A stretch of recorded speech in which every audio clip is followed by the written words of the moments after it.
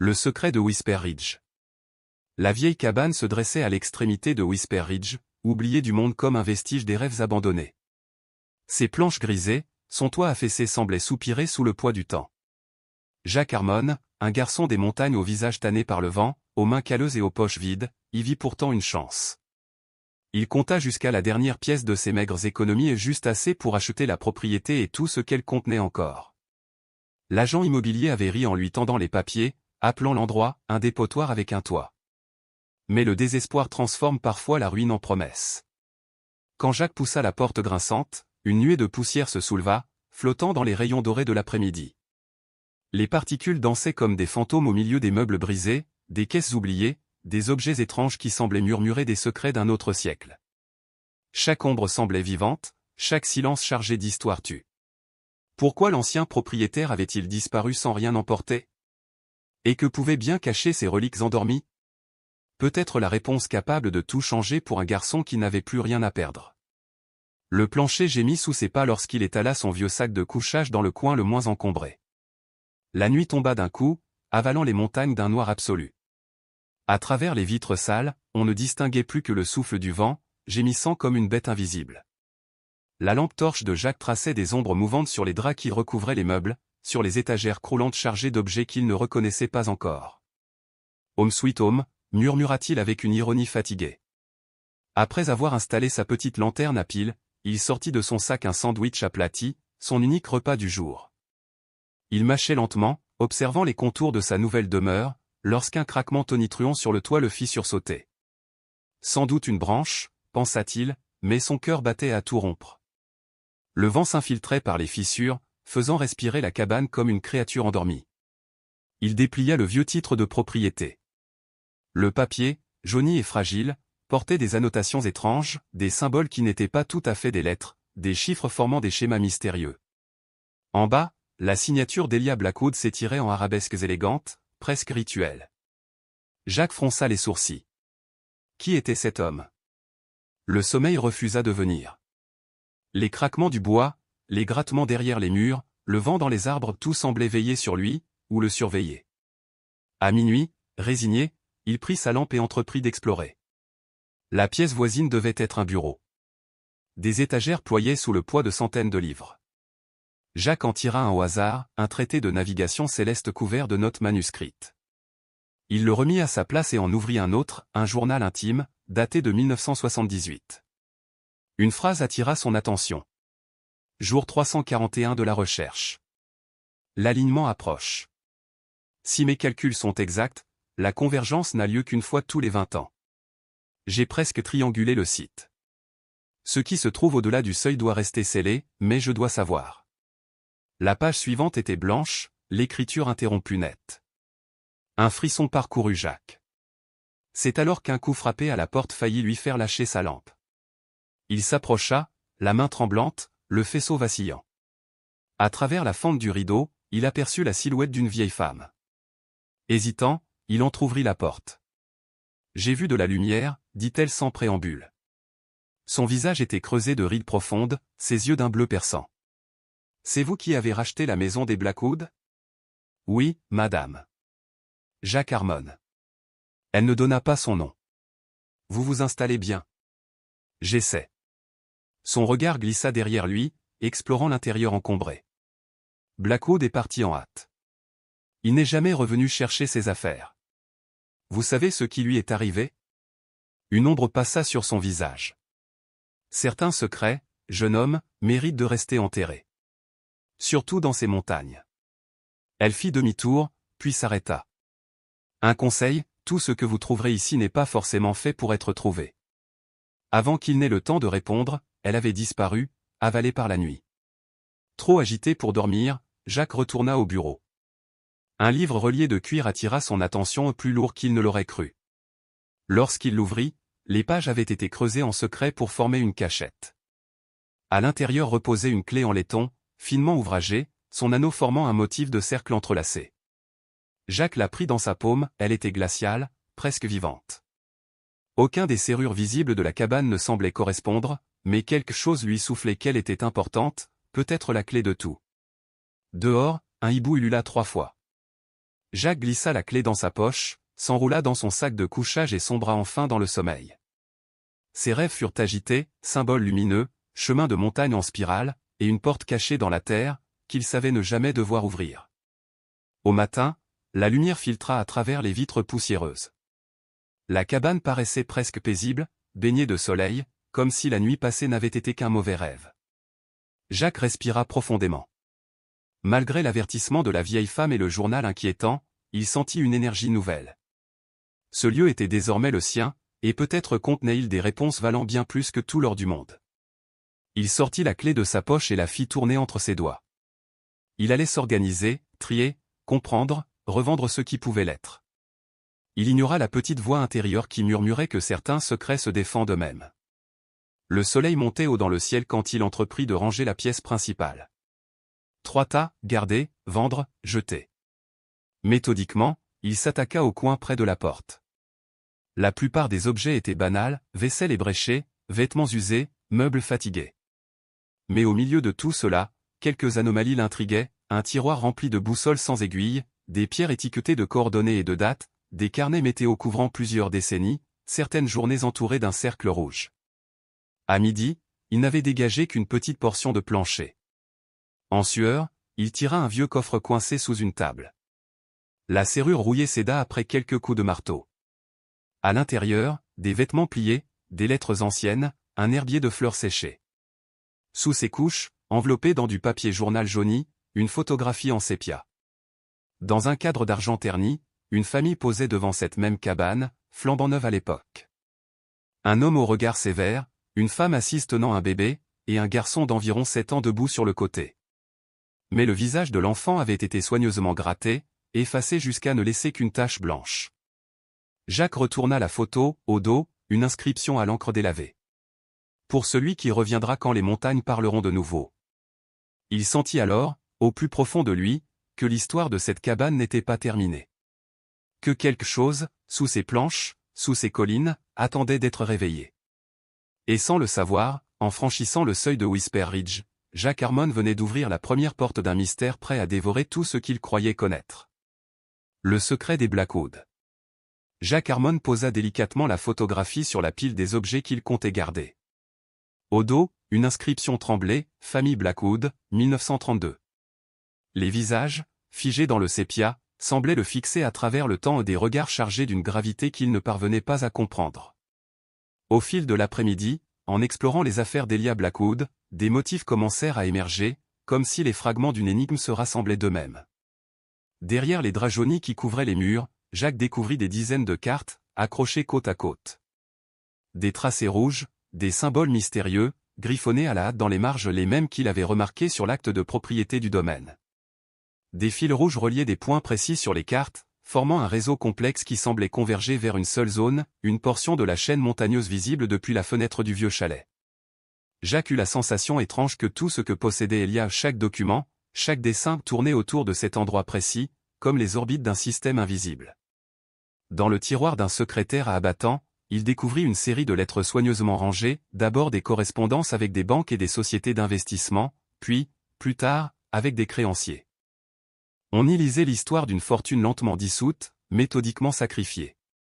La plus récente, datée d'une quinzaine d'années, évoquait « le financement continu de votre expédition en montagne » et se terminait par une signature étrange, un compagnon de quête.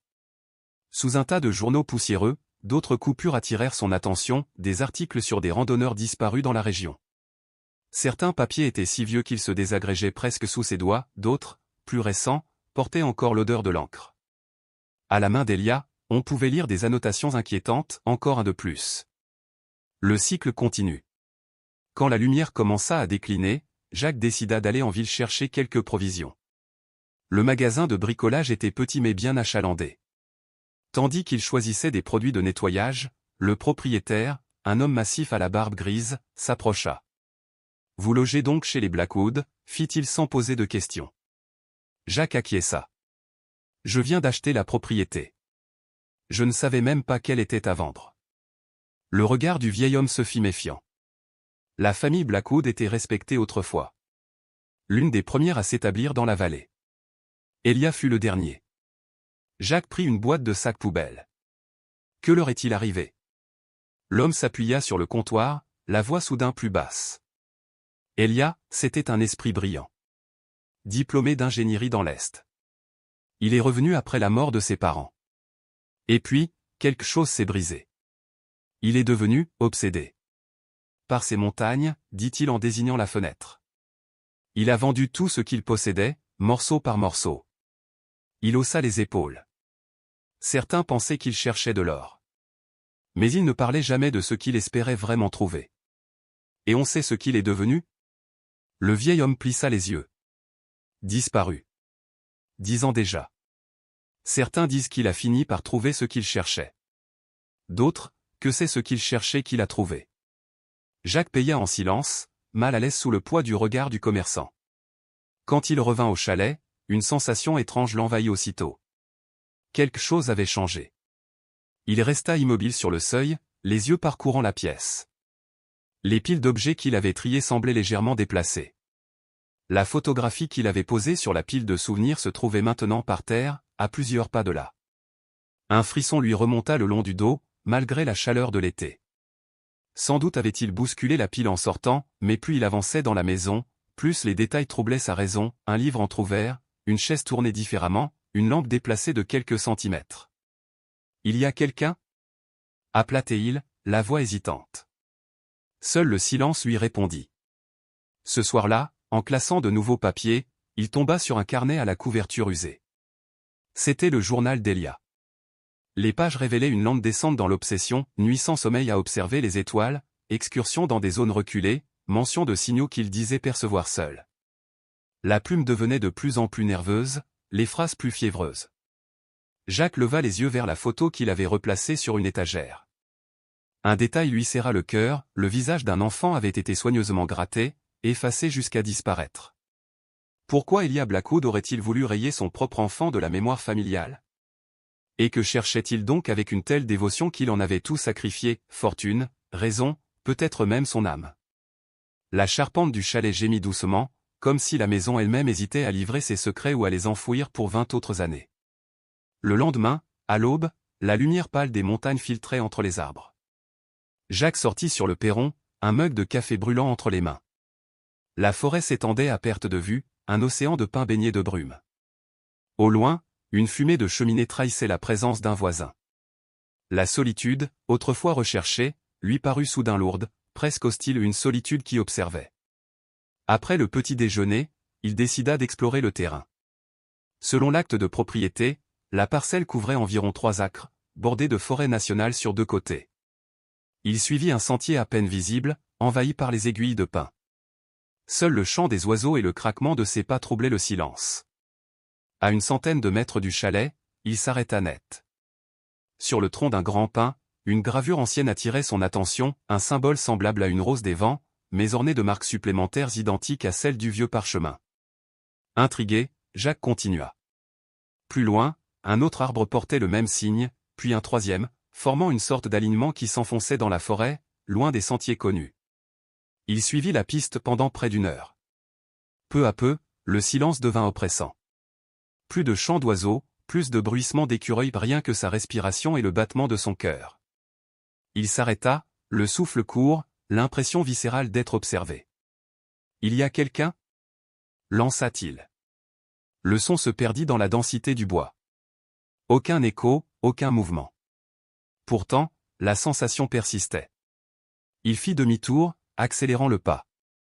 En repassant devant les arbres marqués, il crut remarquer que les symboles semblaient différents, comme si les lignes avaient bougé, redessinées pendant son absence.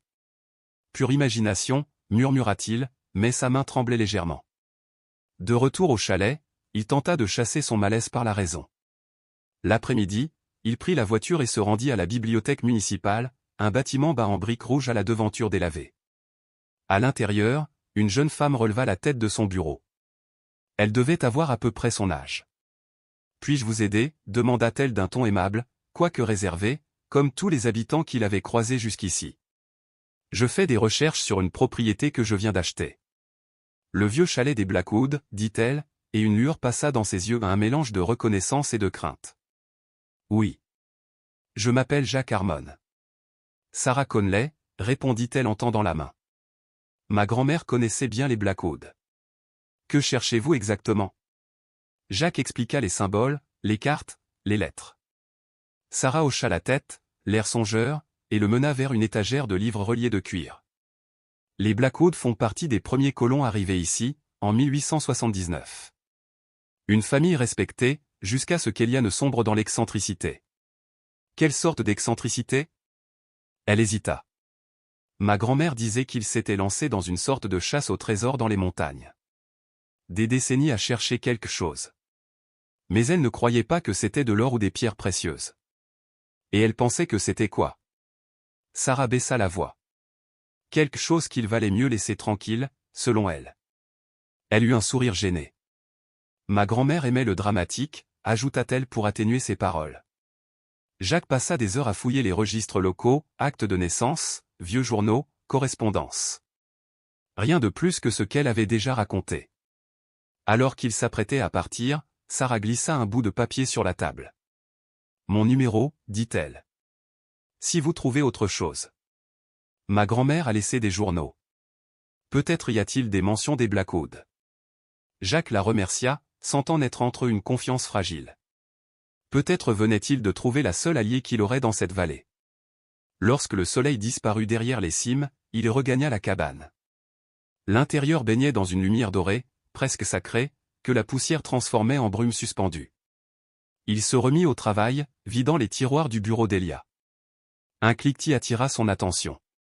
Derrière le panneau du fond, quelque chose bougea. En tirant doucement, Jacques découvrit un compartiment secret. À l'intérieur reposait un petit étui de cuir renfermant une boussole en laiton finement ouvragée. Mais l'aiguille ne pointait pas vers le nord. Quoi qu'il fasse, elle restait obstinément dirigée vers le même endroit, les montagnes, là-bas, au-delà de la forêt. Le cœur battant, Jacques reporta la direction sur une des cartes murales. L'aiguille indiquait avec précision le même point que celui où convergeaient les fils rouges tracés par Elia Blackwood. Il resta longtemps à contempler la carte, le souffle suspendu, conscient d'être à la lisière d'un mystère plus vaste que lui. Dans le silence du chalet, il lui sembla entendre le bois craquer, comme si la maison retenait son souffle, attendant qu'il ose faire le pas suivant. Ainsi commençait, sans qu'il le sache encore, la véritable descente de Jacques Harmon dans le secret des Blackwood, un secret que la montagne n'avait jamais eu l'intention de lui rendre. Le journal caché d'Elia Blackwood. Jacques testa la boussole en faisant lentement le tour du vieux chalet. L'aiguille, docile au début, s'orientait toujours vers la même direction, obstinée, comme attiré par un secret enfoui. Intrigué, il revint à l'intérieur et posa l'objet sur le bureau. La lumière du soir glissait sur le métal terni, projetant sur les murs l'ombre d'un cercle hésitant. Soudain, la sonnerie du téléphone brisa le silence, stridente, presque anachronique dans cet endroit oublié. Il décrocha. Monsieur Harmon? C'était Sarah. Sa voix, légèrement essoufflée, portait une tension qu'il ne lui connaissait pas. J'ai trouvé quelque chose dans les journaux de ma grand-mère, dit-elle. Elle parle d'Elia, de ses questions sur des disparitions périodiques dans les montagnes, qui remontent jusqu'aux années 1800. Toujours dans la même zone, toujours espacées de 20 ans exactement. Jacques baissa les yeux vers les coupures de journaux épinglés au mur, celles qui parlaient de randonneurs perdus sans laisser de traces. Les dates formaient elles aussi un motif. Et ensuite, demanda-t-il, la gorge serrée. Elle écrit qu'Elia en était venue à croire qu'il y avait quelque chose là-bas. Quelque chose qui hibernait, qui se réveillait par cycle. Sarah hésita avant de conclure. Je sais que cela semble fou, mais il y croyait vraiment. Je vous enverrai d'autres extraits dès que possible. Le téléphone se tut. Jacques resta un instant immobile, fixant son reflet dans la vitre noire. Dehors, la nuit avait avalé les derniers reliefs du paysage. Il vérifia 2 fois les verrous avant de s'allonger dans son sac de couchage. Pourtant, le sommeil ne dura pas. Des heures plus tard, un courant d'air froid lui mordit la peau. La porte du chalet était grande ouverte. Il se redressa, le cœur battant. Sur le seuil, à moitié plongée dans l'ombre, reposait une petite figurine en bois, taillée grossièrement, polie par le temps. Il ne l'avait jamais vue. Jacques la ramassa, la glissa dans sa poche et referma la porte, poussant une chaise contre la poignée. Mais la quiétude ne revint pas. Le plancher craquait sous son poids lorsqu'il se leva au petit matin. Près de l'évier, certaines planches s'étaient affaissées, l'eau avait fini par ronger le bois. Il entreprit de réparer, pensant à un simple travail d'entretien. Pourtant, quand son pied de biche heurta quelque chose de dur, tout changea. Ce n'était ni la terre ni la pierre, une surface plane, lisse, volontaire. Il retira plusieurs lattes, jusqu'à dévoiler une trappe métallique munie d'un anneau de fer. Il se figea, se souvenant des avertissements des voisins, ne fouillez pas trop, certains secrets méritent de dormir. Mais la curiosité, cette flamme qui l'avait conduit jusque-là, l'emporta sur la prudence. Il tira l'anneau. Les gonds grincèrent dans un cri d'acier rouillé, et un souffle d'air rassis monta des profondeurs. La lampe torche à la main, Jacques se pencha au-dessus du trou, une échelle descendait à environ 2 mètres, vers un sol de terre battue. « Qu'est-ce que tu cachais, Elia » murmura-t-il avant de s'engager dans l'obscurité. En bas, la pièce avait la taille approximative de la cuisine. Les murs, soutenus par des poutres, dégageaient une odeur d'humidité et de métal ancien. Contrairement au désordre poussiéreux du chalet, cet endroit respirait la précision. Un bureau métallique se dressait contre la paroi, entouré de classeurs. En face, des étagères croulaient sous des instruments étranges, appareils à cadran, bocaux étiquetés contenant des échantillons de sol, pierres soigneusement numérotées. Mais ce fut la paroi du fond qui le coupa net. Une immense planche de liège, saturée de papier, photos, cartes et coupures de presse, formait une mosaïque démentielle reliée par des fils colorés. Au centre, une carte topographique du massif montagneux, marquée d'un cercle rouge tracé plusieurs fois, comme une obsession. Jacques s'approcha du bureau.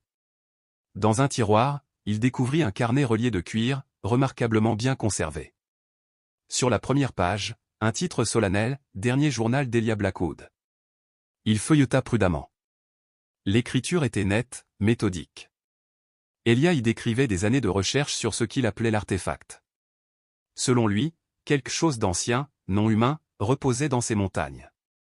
Les pages suivantes relataient des expéditions, des relevés d'énergie inexplicables, des calculs d'alignement céleste. Puis, au fil des lignes, le ton devenait fiévreux. Elia se disait surveillé par des protecteurs de la ville et des étrangers puissants. La dernière note, datée de quelques jours avant sa disparition, glaça le sang de Jacques. Je l'ai trouvé. Les coordonnées sont exactes. L'entrée existe, mais l'alignement n'est pas encore bon. Il faudra 20 ans pour que les étoiles se remettent en place. J'ai scellé mes découvertes dans le tube. Il m'observe depuis la cabane. Je dois tout cacher avant qu'il ne soit trop tard. Jacques reposa le carnet, la gorge sèche. Malgré l'air vicié, il sentit un frisson courir le long de sa colonne. Tout, dans cette salle, converguait vers un même point, le lieu que la boussole indiquait inlassablement. Il chercha des yeux le fameux tube. Derrière une étagère, un cylindre de métal de près d'1 mètre dépassait à peine. Il le tira avec précaution et dévissa l'extrémité. À l'intérieur, un rouleau de parchemin, jauni et fragile.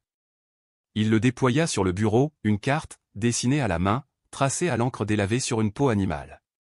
Le relief des montagnes y apparaissait reconnaissable, mais les noms avaient disparu, remplacés par des symboles ésotériques. Un sentier serpentait à travers les pics, ponctué des mêmes signes que Jacques avait déjà vus gravés sur des troncs. Au bout du tracé, un cercle rougeâtre, épais, presque organique. En s'approchant, il réalisa que la substance avait une texture sèche, brun foncé et du sang. Un bruit sourd résonna alors au-dessus de lui. 3 coups frappés à la porte. Le cœur battant, il roula la carte à la hâte, remit le tube à sa place et grimpa l'échelle. Il referma la trappe, glissa un tapis par-dessus. Quand il ouvrit, Sarah se tenait sur le perron, un carnet serré contre sa poitrine. Ses yeux s'écarquillèrent en voyant son visage couvert de poussière. « Je suis désolée de débarquer sans prévenir, dit-elle. Mais j'ai trouvé d'autres notes dans les journaux de ma grand-mère. Je devais vous les montrer. » Jacques hésita, puis s'effaça pour la laisser entrer. « En réalité, moi aussi j'ai découvert quelque chose, confessa-t-il. Il lui montra les planches soulevées dans la cuisine, mais garda la carte pour lui. En décrivant la pièce cachée, il observa le trouble grandir dans les yeux de Sarah. « Une salle de recherche, restée secrète tout ce temps, murmura-t-elle. Elle demanda la permission de descendre. Jacques la guida. En bas, elle se déplaçait lentement, fascinée, caressant du bout des doigts les fils et les papiers. Ces symboles, ma grand-mère les dessinait aussi. Elle disait qu'il devait être mémorisé. Jamais elle n'a expliqué pourquoi. Jacques la fixa, inquiet. Et vous savez ce qu'il signifie? Sarah secoua la tête. Non. Mais je crois qu'Elia n'était pas fou. Il avait trouvé quelque chose de réel. Au-dessus d'eux, la lumière du couchant filtrait par les fissures du plancher, jetant sur la terre humide des raies dorées. On devrait remonter, dit Jacques. La nuit tombe vite ici. Elle leva les yeux vers lui, hésitante. Avez-vous trouvé autre chose, là-dessous? Il marqua une pause, sentit le poids du parchemin caché sous le tapis. Rien d'important, répondit-il, sans savoir pourquoi il mentait. Sarah le regarda longuement, comme si elle devinait ce non-dit. Faites attention, Jacques. Ce qu'Elia a découvert dépasse peut-être tout ce que nous pouvons comprendre. Le lendemain, Jacques se rendit aux archives municipales. L'endroit se trouvait au sous-sol du bâtiment administratif, un espace exigu éclairé par des néons bourdonnants. L'archiviste, une femme au regard fuyant, l'avait prévenu. La plupart des dossiers sont numérisés. Vous ne trouverez peut-être pas grand-chose là-dessous. Mais il trouva bien plus qu'il n'espérait. Des registres, des procès-verbaux du conseil municipal, des plans cadastraux. Et partout, un nom revenait, Blackwood. Dans les premières décennies de la ville, les Blackwood étaient partout, fondateurs, mécènes, propriétaires de mines et d'entreprises locales. Des piliers de la communauté. Pourtant, plus Jacques avançait dans le temps, plus le nom s'effaçait des registres, comme si une main invisible avait voulu l'effacer. Les dernières mentions concernaient Elia, décrit comme un excentrique reclus, obsédé par les montagnes. Puis, plus rien. Jacques referma le dernier dossier et leva les yeux vers les tubes d'éclairage qui grésillaient au-dessus de sa tête. Le grondement du vent, dehors, rappelait celui qu'il avait entendu la veille, juste avant que la trappe ne s'ouvre sur les ténèbres. Quelque part, derrière la montagne, un secret attendait. Et si Elia disait vrai, si quelque chose se réveillait vraiment tous les 20 ans, alors le temps de son sommeil touchait peut-être à sa fin. Le fragment. Vers 1960, les mentions de la famille Blackwood commencèrent à se raréfier, comme si elle avait soudainement sombré dans l'oubli ou perdu la faveur du destin. En fouillant parmi les archives, Jacques découvrit une vieille photographie de journal, on y voyait un jeune Elia Blackwood recevant une bourse d'études pour suivre une formation en ingénierie. L'article vantait son génie précoce, mais évoquait aussi ses théories, non conventionnelles, sur les formations géologiques de la région et des idées que beaucoup avaient jugées farfelues, voire inquiétantes. Après plusieurs heures à éplucher les registres, Jacques remarqua quelque chose d'étrange. Des lacunes. Des années entières manquaient dans des archives pourtant réputées méticuleuses. Et ces absences suivaient un motif régulier, 1889, 1890, 1909, 1910, 1929, 1930, à intervalles d'environ 20 ans. La plus récente correspondait à 2009 ou 2010, précisément la période où Elia avait disparu. Intrigué, Jacques demanda des explications à la préposée du bureau d'enregistrement. Elle haussa simplement les épaules, probablement perdue pendant la numérisation. Ça arrive souvent dans les petites villes. Sa prochaine étape fut le bureau du comté. Les registres fonciers confirmaient qu'Elia avait possédé la vieille cabane jusqu'à 20 ans plus tôt, avant qu'elle ne soit transférée à une entité nommée Blackwood Research Trust. Aucun autre document ne mentionnait cette organisation. Rien, comme si elle n'avait jamais réellement existé. À l'heure du déjeuner, Jacques s'arrêta dans le petit dîner du centre-ville. Dès qu'il entra, il sentit le poids des regards. Les conversations s'interrompirent un instant. On savait qu'il était l'étranger qui avait acheté la propriété maudite. Un homme corpulent en costume trop cher s'approcha de sa table. « Monsieur Harmon, dit-il en tendant la main. Martin Cavanaugh, maire de Whisper Ridge. »« Enchanté, » répondit Jacques en serrant la main. Le maire s'assit sans y être invité, son sourire poli dissimulant mal une tension sous-jacente. « J'ai entendu dire que vous aviez racheté le domaine Blackwood. Vous faites quelques réparations, paraît-il. » La nouvelle circule vite, remarqua Jacques. Petite ville, répondit Cavanaugh avec un sourire qui n'atteignit pas ses yeux. Ce bien est resté vacant si longtemps que la plupart pensaient le voir démoli. Il est encore solide. Il a besoin d'amour, mais il tient debout. Et vous comptez y vivre, définitivement? C'est le plan. Le maire se pencha légèrement, la voix plus basse. Écoutez, je vais être direct. Cette propriété a une histoire compliquée. Peut-être qu'il serait plus simple pour tout le monde si elle changeait à nouveau demain. Le conseil municipal est prêt à vous en offrir un bon prix, bien supérieur à ce que vous avez payé. Vous pourriez vous trouver quelque chose de plus confortable en ville. Jacques soutint son regard. Je ne suis pas vendeur. Cavano hocha la tête, se leva. Très bien. Sachez seulement que certaines choses du passé mériteraient peut-être d'y rester. Après son départ, Jacques retourna à la bibliothèque. Sarah n'était pas au comptoir, mais une bénévole âgée lui indiqua le sous-sol. Il la trouva là, penchée sur des bobines de microfilm, la lumière vacillante d'une lampe révélant la poussière en suspension. « Je savais que vous reviendriez, dit-elle sans lever les yeux. J'ai trouvé quelque chose. Vous devez voir ça. » Elle le mena jusqu'à un coin isolé où elle avait étalé une série de journaux anciens, conservés à part du reste des archives. Les articles jaunis racontaient une suite de disparitions remontant aux années 1880. Toutes s'étaient produites dans la même région montagneuse, espacée, exactement de 20 ans. La plus récente datait de 2010, un groupe de randonneurs disparus sans laisser de traces. Chaque coupure de presse portait des notes manuscrites dans la marge, l'écriture correspondant à celle des journaux d'Elia. Il y avait des analyses météorologiques, des schémas d'alignement stellaire, des calculs d'orbite planétaire. Un motif apparaissait, troublant et précis. C'est cyclique, souffla Sarah. Tous les 20 ans, lors d'un alignement céleste particulier. Et le prochain cycle approche, dans moins d'un mois. Vous y croyez vraiment, demanda Jacques. Je n'y croyais pas, répondit-elle. Jusqu'à ce que je lise les journaux de ma grand-mère. Elle parlait d'un groupe secret dans la ville, des gens qui se considéraient comme les gardiens d'un ancien secret. Les Blackwood en faisaient partie avant qu'Elia ne rompe avec eux. Jacques fronça les sourcils. Le maire vient de me proposer de racheter la cabane. Il semblait pressé. Le visage de Sarah se ferma. La famille Cavanaugh vit ici depuis aussi longtemps que les Blackwood. On raconte qu'il y a eu un conflit entre leurs ancêtres, quelque chose de grave. Jacques parcourut de nouveau les articles. Tout cela dépasse largement un simple chercheur excentrique. Je le crains aussi, répondit-elle doucement. Et Jacques, les gens vous observent. Vos questions, vos recherches. Y compris moi. Elle hésita, la voix plus basse encore.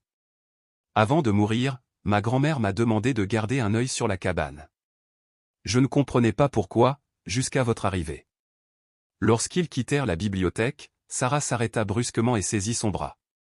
Soyez prudent. Ne rentrez jamais par le même chemin 2 fois. Si vous sentez qu'on vous suit, partez vers la route principale. Et surtout, ne laissez personne vous surprendre. Vous pensez que quelqu'un pourrait. Je ne sais pas, coupa-t-elle. Mais ici, le passé refuse de dormir. Et certains feraient tout pour qu'il reste enfoui. Le soir venu, en regagnant la cabane, Jacques aperçut une voiture noire garée sur le chemin forestier. Elle démarra aussitôt qu'il approcha. En entrant, il trouva un mot glissé sous la porte, « Cessez vos recherches, pour votre propre sécurité ». Jacques froissa la note et la jeta dans le feu, observant les flammes la consumèrent. Puis il sortit la carte ancienne qu'il avait dissimulée sous une latte du plancher. Plus déterminé que jamais, il la déplia sur la table. Le tracé des montagnes semblait presque pulser à la lumière du foyer. À midi pile, on frappa à la porte.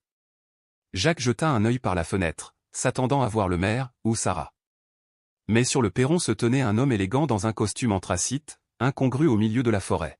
« Monsieur Harmon » demanda-t-il d'une voix calme, légèrement teintée d'un accent indéfinissable. « Puis-je entrer ? Je crois que nous avons des intérêts communs. » Jacques hésita, puis ouvrit la porte. L'homme entra avec une aisance calculée, inspectant les lieux d'un regard attentif. Dominique Vega, se présenta-t-il en ôtant ses gants de cuir. Je collectionne les antiquités et objets rares. On m'a dit que vous aviez acquis cette propriété, ainsi que son contenu. La rumeur circule vite, répondit Jacques. Dans certains cercles, oui, sourit Vega. Son regard s'arrêta sur la table où Jacques avait commencé à classer les trouvailles d'Elia. Un homme fascinant, poursuivit-il. Brillant, mais incompris. Vous l'avez connu ? Disons, que nous avons correspondu. J'ai financé une partie de ses dernières recherches. Vega parcourut la pièce, caressant du bout des doigts les objets poussiéreux. Lorsqu'il atteignit la pile que Jacques comptait conserver, son mouvement ralentit imperceptiblement. Je suis disposé à faire une offre généreuse, déclara-t-il. Pour tout artefact inhabituel que vous auriez trouvé, dispositifs astronomiques, fragments métalliques, cartes, journaux, disons, 50 000 $. En espèces. Aucune question posée. Jacques sentit son cœur battre plus fort. La somme aurait bouleversé sa vie. Mais quelque chose, dans le ton trop poli de Vega, éveilla sa méfiance. Je n'ai rien découvert de particulièrement précieux, mentit-il. Surtout des effets personnels et des papiers scientifiques dépassés. Vega le fixa, impassible. Peut-être n'en percevez-vous pas encore la valeur. J'aimerais examiner vos trouvailles, à titre gracieux. Je garde votre offre en tête, répondit Jacques d'une voix neutre. Vega sortit une carte de visite de la poche intérieure de sa veste. Voici mes coordonnées. Je séjourne au Ridge Hotel pour une semaine seulement. Et un conseil, monsieur Harmon, évitez de partager vos découvertes avec les habitants. Les petites villes conservent de longues mémoires et des fidélités anciennes. Lorsqu'il quitta la cabane, Jacques observa par la fenêtre la silhouette de l'homme rejoindre une berline noire lustrée. La même qu'il avait vue la veille. Vega s'arrêta un instant près de la lisière du bois, semblant examiner quelque chose au sol, avant de disparaître sur la route. Méfiant, Jacques fit le tour de la propriété. Là où Vega s'était arrêté, il découvrit un petit dispositif dissimulé contre un tronc, une caméra à détection de mouvement. Il la laissa en place. La certitude d'être surveillé s'enracina en lui. L'après-midi, il s'attaqua au dernier coin encore inexploré, une massive bibliothèque en chêne fixée contre le mur du fond. Malgré plusieurs tentatives, elle refusait de bouger. Cette fois, armé de détermination, Jacques prit appui et poussa de toutes ses forces. Lentement, le meuble pivota, révélant une paroi différente des autres plus claire, moins usée. Ses doigts effleurèrent le contour, une légère cavité. En appuyant, une section du mur glissa, découvrant un petit coffre-fort encastré. Contrairement au reste du mobilier, il paraissait moderne. Jacques essaya plusieurs combinaisons, l'année de naissance d'Elia, des dates notées dans les journaux, en vain. Puis une idée lui vint, le cycle des disparitions, tous les 20 ans. Il entra 20 aux 40 aux 60. Un déclic doux retentit. Le coffre s'ouvrit. À l'intérieur, soigneusement enveloppé dans un tissu protecteur, reposait un objet métallique de la taille de sa paume. Jacques le sortit avec précaution. Ce n'était ni de l'argent ni de l'acier, mais une matière inconnue, iridescente, changeant de couleur selon l'angle de la lumière. Le métal était glacé, presque vivant, absorbant la chaleur de sa peau.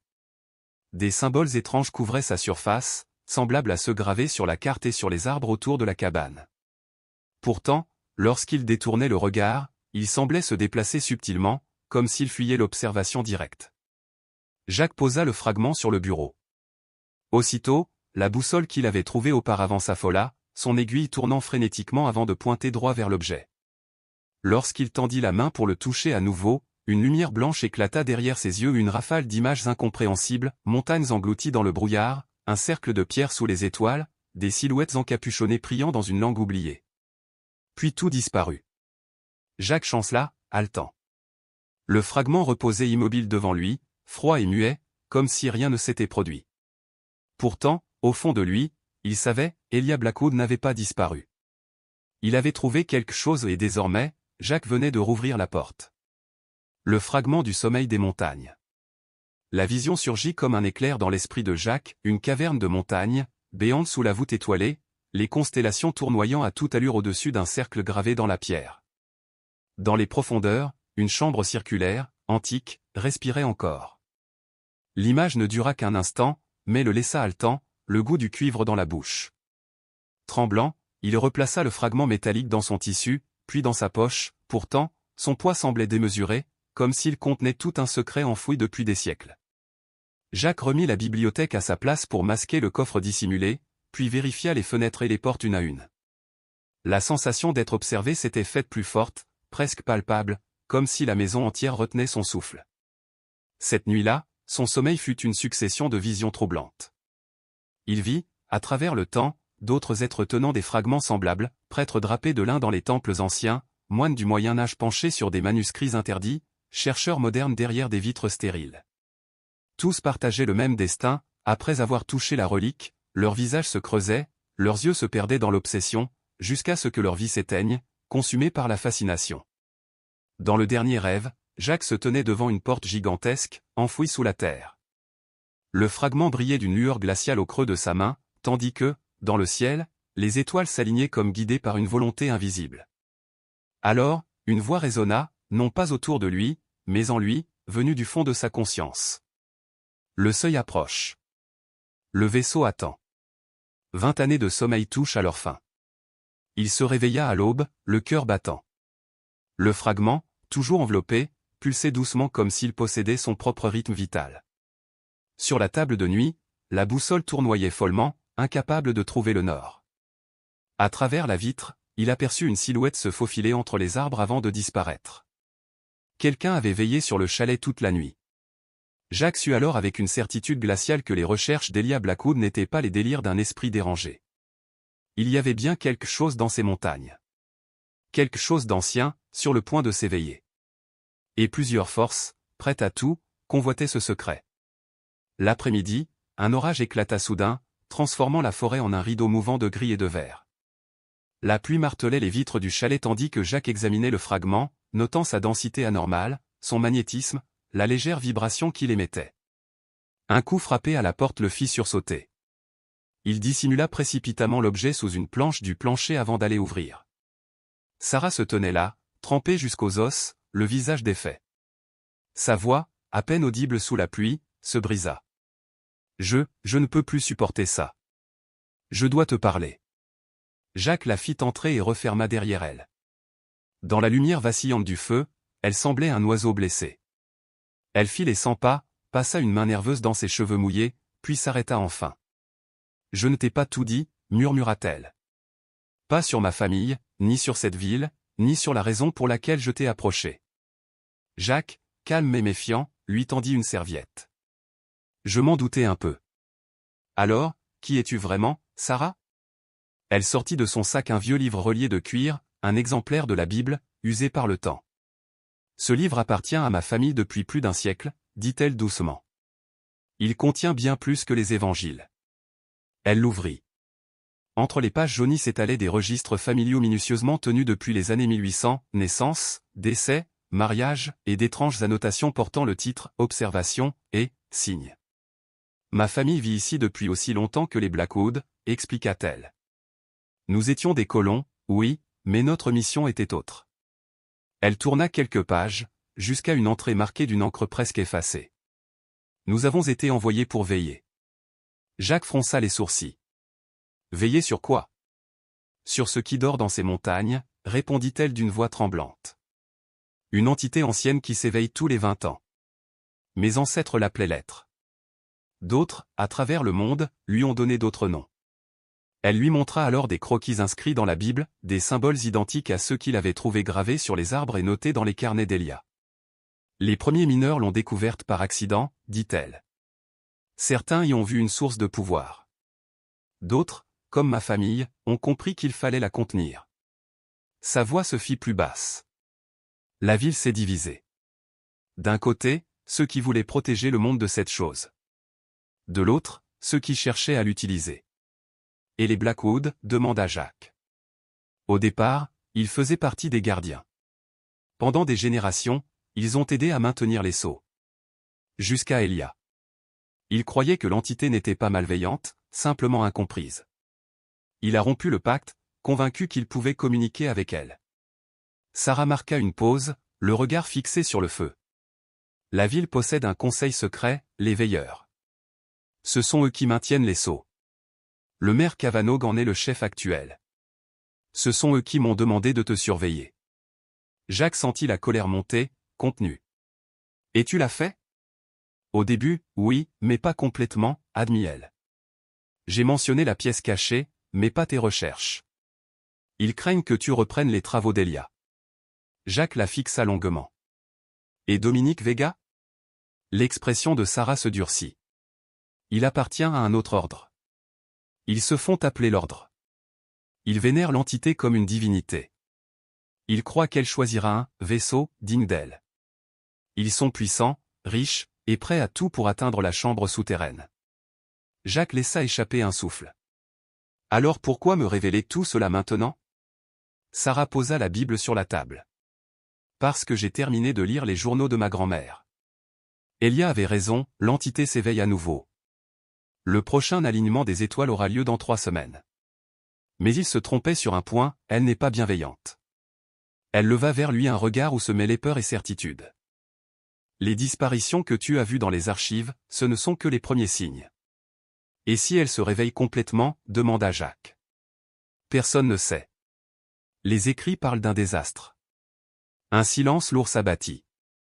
Puis Jacques sortit de sa poche le fragment métallique. La lumière du feu s'y refléta comme sur un miroir liquide. Sarah porta la main à sa bouche. Le fragment clé. Elia l'avait donc vraiment trouvé. Tu sais ce que c'est? Oui. Selon la légende, c'est une partie du mécanisme de scellement. Ma grand-mère en parlait souvent. Il devrait exister plusieurs morceaux. Jacques hocha la tête. Dominique Vega a offert 50 000 $ pour tout artefact inhabituel. Et il offrira davantage, répondit Sarah. Mais s'il ne l'obtient pas, il le prendra de force. Comme pour ponctuer ses paroles, un tonnerre éclata, faisant vibrer les murs.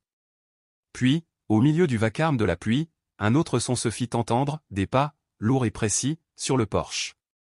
Tu étais suivi? Murmura Jacques. Sarah blêmit. Non, j'ai fait attention. Jacques attrapa le tisonnier près de la cheminée. Reste derrière moi. La poignée tourna lentement. La porte s'ouvrit d'elle-même, poussée par le vent. Une bourrasque s'engouffra, faisant danser les flammes. Jacques leva le tisonnier, prêt à frapper. Une silhouette apparut dans l'embrasure, grande, vêtue d'un imperméable à capuche. 2 autres formes se dessinaient derrière elle. Ne bougez pas, lança Jacques d'une voix ferme, bien qu'il sente la peur lui nouer la gorge. L'homme souleva lentement sa capuche, révélant un visage pâle, au sourire maîtrisé, Dominique Vega. Monsieur Harmon, dit-il d'un ton mielleux. Pardonnez l'intrusion. La tempête nous a surpris. Vous observiez le chalet, répliqua Jacques. Pourquoi? Vega entra sans attendre l'invitation, suivi de 2 hommes massifs au regard vide. Sous leurs vestes se devinaient les formes menaçantes d'armes. Je protège simplement mes investissements, répondit Vega, les yeux fixés sur Sarah. Votre travail a failli détruire cette ville en 1929, lança-t-elle d'une voix tremblante mais déterminée. Le masque poli de Vega se fissura une seconde avant qu'il ne retrouve son sourire. De vieilles histoires. Nous avons appris depuis. Puis, se tournant vers Jacques. Je suis venu améliorer mon offre. Mes associés pensent que vous avez trouvé des objets de grande valeur. Jacques resserra sa prise sur le tisonnier. Et que cherchez-vous exactement? Le regard de Vega se fit tranchant. Le fragment clé. La carte du seuil. Les notes d'Elia sur l'alignement céleste. Je vous offre 250 000 $, en liquide, ce soir même. Rien ici n'est à vendre. Vega soupira, las. Fouillez. Ces hommes s'exécutèrent immédiatement, renversant meubles et tiroirs, déchirant les coussins, brisant la quiétude du chalet. L'un d'eux se dirigea vers la cuisine, là où se trouvait la trappe menant à la pièce secrète. Arrêtez! Cria Jacques en se jetant en avant. Mais le second homme lui saisit le bras, lui arracha le tisonnier avec une force brutale. Sarah attrapa une lampe lourde et la lança vers Vega, qui esquiva avec une agilité presque inhumaine. L'ordre n'a aucun droit. Hurla-t-elle. L'entité choisit elle-même son vaisseau, répondit Vega, imperturbable. Nous ne faisons que préparer son réveil. Un cri retentit depuis la cuisine. Chef. J'ai trouvé quelque chose. Un sourire glissa sur les lèvres de Vega. Ah, la salle de recherche d'Elia. Excellent. Jacques et Sarah échangèrent un regard paniqué. Le fragment se trouvait encore dans la poche de Jacques, mais la carte ancienne demeurait cachée dans le tiroir du bureau, sous la pile de lettres. Vega poursuivit, d'un ton presque détaché. L'alignement approche, vous savez. Il n'a lieu qu'une fois tous les 20 ans. Et cette fois, nous serons prêts. Ces hommes s'enfoncèrent dans la pièce secrète, leur voix résonnant entre les murs tandis qu'ils découvraient les cartes et les diagrammes tracés par Elia Blackwood. Jacques sentit, plus que jamais, que la tempête dehors n'était rien comparée à celle qui venait de s'abattre à l'intérieur.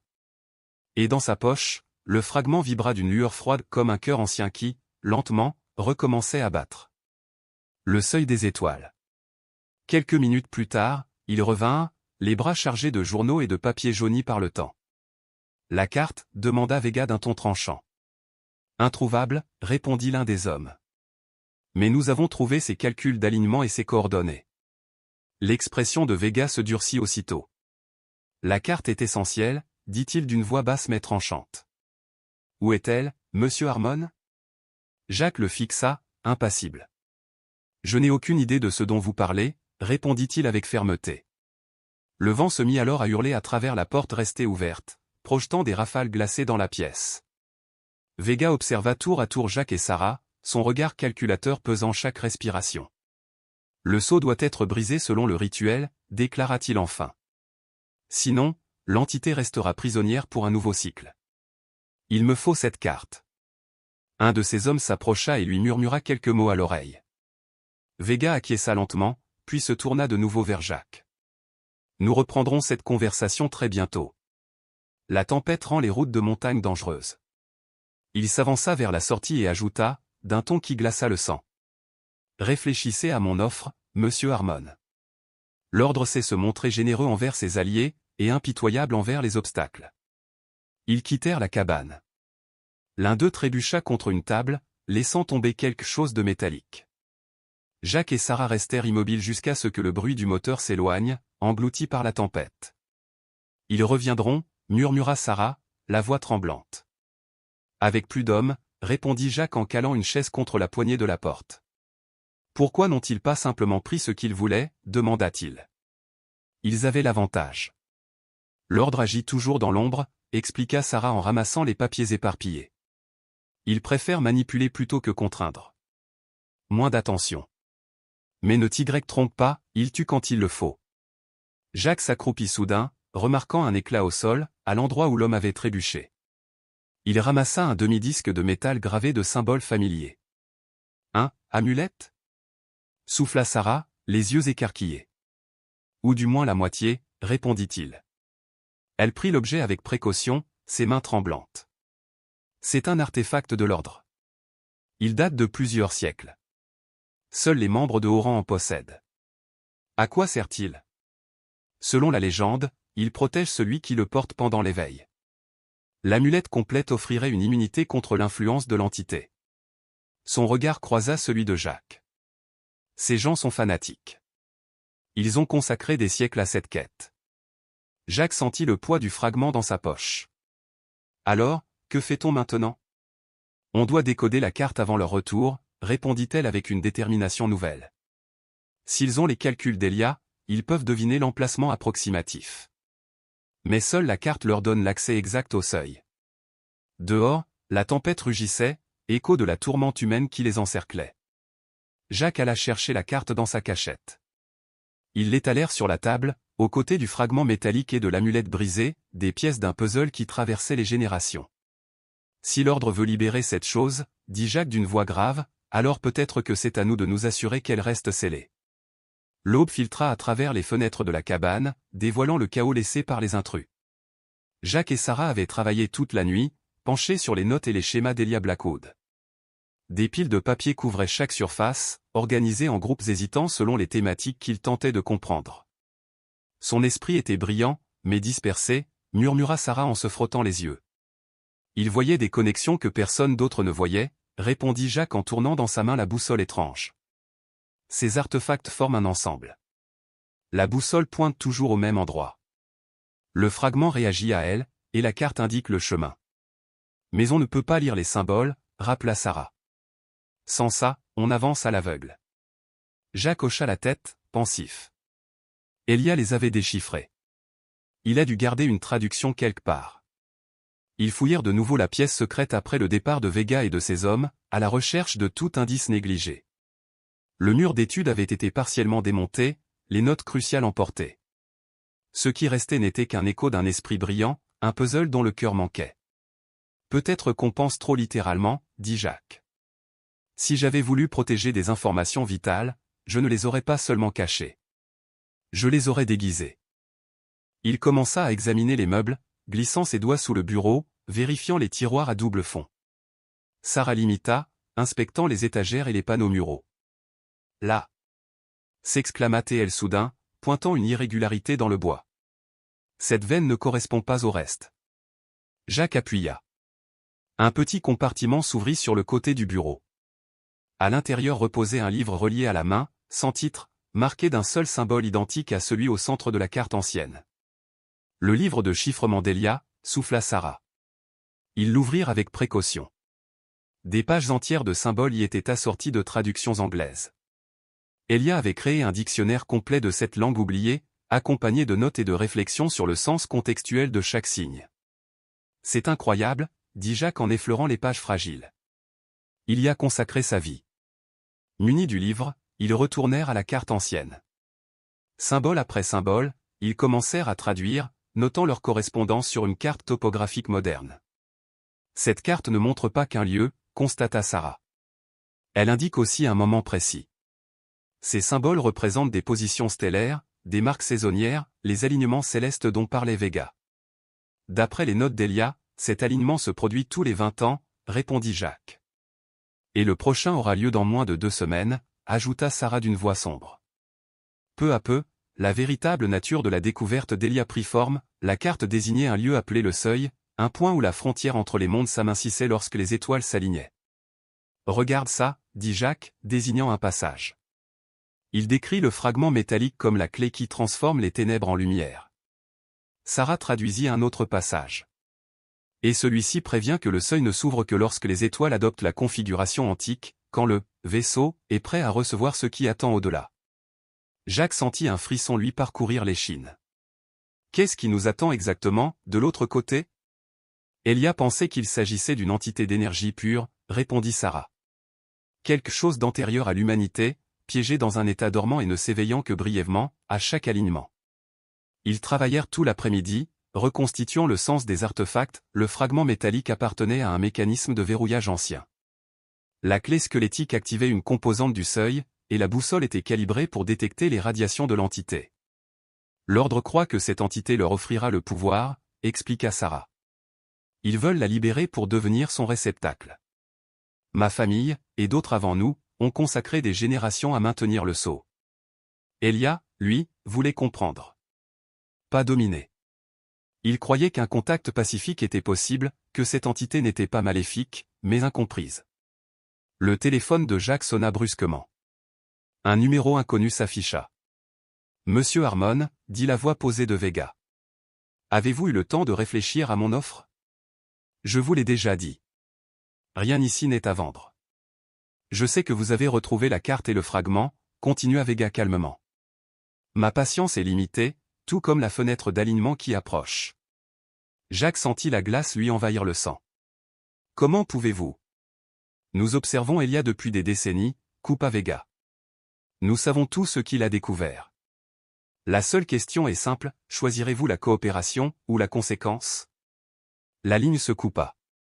Jacques posa lentement le téléphone. Il sait pour le fragment, murmura-t-il. Sarah pâlit. Alors il faut agir vite.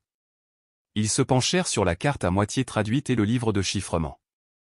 D'après ça, dit Jacques, le seuil se trouve dans un système de grottes, à une quinzaine de milles dans la montagne. On doit y arriver avant eux, affirma Sarah. Et trouver comment maintenir le sceau. L'ordre ne reculera pas, avertit-elle encore. Nous non plus, répondit-il. Prépare ce qu'il faut. On part à l'aube. Le premier éclat du jour les trouva déjà profondément engagés dans la forêt. La boussole étrange pointait inlassablement vers le nord-est. Jacques ouvrait la marche, le sac plein de vivres et les fragments soigneusement enveloppés. Sarah suivait, portant le livre et la carte ancienne dans une housse étanche. Ils n'avaient presque pas dormi. Après l'appel de Vega, ils avaient passé la nuit à préparer leur départ, étudiant les cartes modernes, mémorisant les traductions clés. À 4 heures du matin, ils avaient quitté la cabane par les sentiers de contrebande pour éviter d'être repérés. À mesure qu'ils montaient, le terrain devenait plus hostile, les pistes de gibier se perdaient dans la rocaille, les ronces s'accrochaient à leurs vêtements, et le vent portait l'odeur âcre de la neige. Pourtant, la boussole demeurait inébranlable, les guidant vers une région de plus en plus isolée. Vers midi, ils atteignirent une crête dominant une vallée abrupte. Ils se réfugièrent sous un surplomb rocheux pour manger et vérifier leurs repères. D'après les cartes modernes, dit Sarah, nous entrons dans une zone sans sentier répertorié. Peu de gens s'aventurent jusque-là. Jacques hocha la tête, fixant la boussole qui frémissait dans sa main. Alors c'est là que tout commence. Le seuil des étoiles. Elia était passé par là. Jacques le sut au moment même où son regard tomba sur une bande de tissu usé, accrochée à un buisson d'épines. Le rouge en était à peine perceptible, lavé par les années, mais c'était la même teinte que celle de la veste qu'Elia portait sur les vieilles photos retrouvées dans la cabane. Le vent s'y accrochait encore, comme pour murmurer un souvenir oublié. Plus il progressait, plus les traces d'expéditions anciennes se multipliaient, un piton rouillé planté dans une paroi de roche, une corde effilochée, noircie par le temps, enroulée autour d'un tronc d'arbre. Le sol, jadis boueux, portait encore l'empreinte fossilisée de pas disparus depuis des décennies. Sarah s'accroupit près d'un vieux réchaud à moitié enfoui sous des aiguilles de pin. Certains ont cherché le seuil avant nous, depuis des générations, murmura-t-elle. Le soleil déclinait déjà lorsqu'ils atteignirent un ruisseau serpentant au fond d'un ravin étroit. Tandis qu'ils remplissaient leurs gourdes, Jacques aperçut quelque chose d'anormal dans la berge, une pierre taillée, à moitié enfouie dans la vase. Il la dégagea avec précaution. Sous la croûte d'argile apparurent des symboles gravés, identiques à ceux du carnet chiffré d'Elia. Zara traduisit à voix basse. Le chemin se resserre. Les dînes poursuivent. Le seuil attend l'alignement des étoiles. Jacques sentit une bouffée d'adrénaline. C'est une balise, dit-il. La preuve qu'on est sur la bonne voie. Sarah caressa la pierre du bout des doigts. Elle n'est pas d'ici. Quelqu'un l'a amenée. Délibérément. L'ordre ? Proposa Jacques. Ou ceux qui ont scellé l'entité, il y a bien longtemps, répondit-elle. La nuit tomba alors qu'ils montaient leur camp près du ruisseau. Ils trouvèrent refuge dans une petite grotte à l'abri du vent. La flamme tremblotante du feu dessinait des ombres mouvantes sur les parois. Sarah sortit de son sac le vieux journal de sa grand-mère, le papier jauni bruissant comme une prière. Elle n'a jamais assisté à un « réveil » de l'entité, expliqua-t-elle, mais son aïeul, oui. En 1929. Elle lut à voix basse. La montagne trembla 3 nuits durant, quand les étoiles s'alignèrent. Ceux qui s'approchèrent rêvèrent de voix parlant dans des langues inconnues, leur promettant un savoir que nul mortel ne devrait détenir. Jacques alimenta le feu de quelques branches. Et votre famille, qu'en pense-t-elle vraiment ? Qu'est-ce que c'est ? Sarah ferma le journal, pensive. Les plus anciens disent que cela vient des étoiles, d'avant même que l'homme foule ces montagnes. Ce n'est pas un être au sens où nous l'entendons, mais une conscience pure, une énergie qui a besoin d'un réceptacle pour se manifester ici. Elle marqua une pause, les yeux perdus dans les flammes. Tous les 20 ans, le voile s'amincit. L'entité ne s'échappe pas vraiment, elle effleure notre monde. Elle cherche un hôte, un esprit capable de la libérer complètement. Elia, il aurait pu être ce réceptacle. Jacques sentit un frisson courir le long de sa nuque. Il était sensible à son influence, conclut Sarah. Ma grand-mère écrivait que ceux qui peuvent la percevoir sont rares. Ils sont attirés vers elle, sans comprendre pourquoi. Jacques pensa à son propre choix d'acheter cette cabane perdue dans les montagnes, à cette fascination immédiate pour les recherches d'Elia. Comme si quelque chose l'Y avait guidé. Sarah, devinant ses pensées, ajouta. L'influence est subtile. Des rêves, des intuitions, une impression de destinée qui n'a pas d'origine claire. Leur échange fut interrompu par un bourdonnement au-dessus d'eux. Jacques éteignit le feu d'un geste brusque. Ils se réfugièrent au fond de la grotte. Un drone, souffla-t-il. Une lumière clignotante traversa brièvement l'ouverture avant de disparaître dans la nuit. L'ordre nous a repérés, dit Sarah d'une voix dure. Ils sont déjà dans la montagne. Ils restèrent immobiles jusqu'à ce que le silence revienne. Puis Jacques déplia la carte sous la faible lueur d'une lampe voilée. On doit changer de route. Ils surveilleront sûrement le chemin direct. On contournera par la crête ouest. Ça nous fera perdre un jour, prévint Sarah. Peu importe. On ne peut pas les mener au seuil. À l'aube, ils laissèrent derrière eux une fausse piste vers le nord avant de bifurquer discrètement à l'ouest. Le compas s'agita, protestant contre cette déviation, mais Jacques tint bon. L'entité pouvait bien attendre un jour de plus. Leur détour s'avéra périlleux. Ils durent franchir une arête étroite, flanquée d'accents graves pics vertigineux. Vers midi, ils atteignirent un promontoire d'où l'on distinguait le ravin ombragé où, selon la carte ancienne, devait se trouver l'entrée du sanctuaire. Jacques braqua ses jumelles et distingua 3 silhouettes en contrebas. L'ordre, confirma Théil. Ils ont établi un camp. Sarah plissa les yeux, analysant la topographie. Ils gardent l'entrée principale. Mais Elia mentionne une voie secondaire. Ils contournèrent le secteur en longeant la forêt dense. Le compas se mit à tourner follement, comme s'il perdait toute orientation. Dans le sac de Jacques, le fragment métallique devint glacial, irradiant une énergie presque douloureuse. Puis, dissimulée sous les racines et les fougères, une fissure étroite se révéla dans la paroi rocheuse. Des symboles antiques, presque effacés, encerclaient les bords. C'est ici, souffla Sarah, comparant les gravures au carnet d'Elia. L'entrée cachée. Ils se glissèrent dans l'ouverture. La lumière des lampes révéla un couloir étroit qui s'élargissait peu à peu. L'air y était glacial, chargé d'une odeur métallique étrangère à toute nature connue. La galerie déboucha sur une vaste salle aux parois lisses, presque polies. Jacques balaya les lieux de sa lampe et son faisceau accrocha une excroissance translucide enchâssée dans la pierre. Elle émit une faible lueur bleutée. « Regarde, dit Sarah, émerveillée. » Tout autour d'eux, d'autres cristaux jaillissaient des murs, répercutant la lumière en un halo pulsant. Lorsque Jacques sortit le fragment métallique de son sac, les cristaux se mirent à scintiller à l'unisson, comme s'ils reconnaissaient sa présence. Le fragment, lui aussi, vibrait d'une lumière palpitante, régulière, presque organique. « Ce ne sont pas des formations naturelles, murmura Jacques. Je n'ai jamais rien vu de tel. Des traces humaines subsistaient, des pitons modernes, des emballages décolorés, une lanterne rouillée posée sur un roc. On n'est pas les premiers, constata Sarah. Mais sans doute les premiers depuis longtemps, répondit Jacques en montrant la poussière épaisse qui recouvrait le sol. Leur exploration les mena vers un réseau de tunnels descendant profondément dans la montagne. Guidés par la lumière croissante des cristaux, ils empruntèrent un passage en pente raide. La galerie déboucha sur une seconde salle plus vaste encore. Là, des traces de vie humaine subsistaient clairement, une couchette, un réchaud, des carnets. Sarah trouva un journal ouvert sur une table improvisée. Les pages portaient l'écriture d'Elia. C'était son dernier camp, souffla Théil. Jacques examina les murs couverts de cristaux luminescents. Leur éclat pulsait doucement, donnant à la pièce l'allure d'un cœur vivant. Le fragment vibrait dans sa main, en parfaite résonance. Il lut à voix haute l'ultime note du carnet. J'ai trouvé la chambre intérieure. Le seuil se trouve au-delà de la galerie de cristal, comme l'indiquaient les anciens textes. Mais l'alignement des étoiles est incorrect 20 ans trop tôt. J'ai compris le mécanisme, mais je n'ose l'activer. Quelque chose m'observe dans mes rêves. Cela c'est que je suis ici. Cela m'attend. Sarah contempla les croquis détaillant une porte monumentale, engrenage, symbole, flux d'énergie. Il l'a trouvé, murmura-t-elle. Le véritable seuil. Un couloir s'enfonçait encore plus profondément. Le compas, soudain, cessa de tourner et pointa droit vers l'obscurité. C'est là, dit Jacques. Sarah hocha la tête, mais son regard trahissait la peur. Jacques, sois prudent.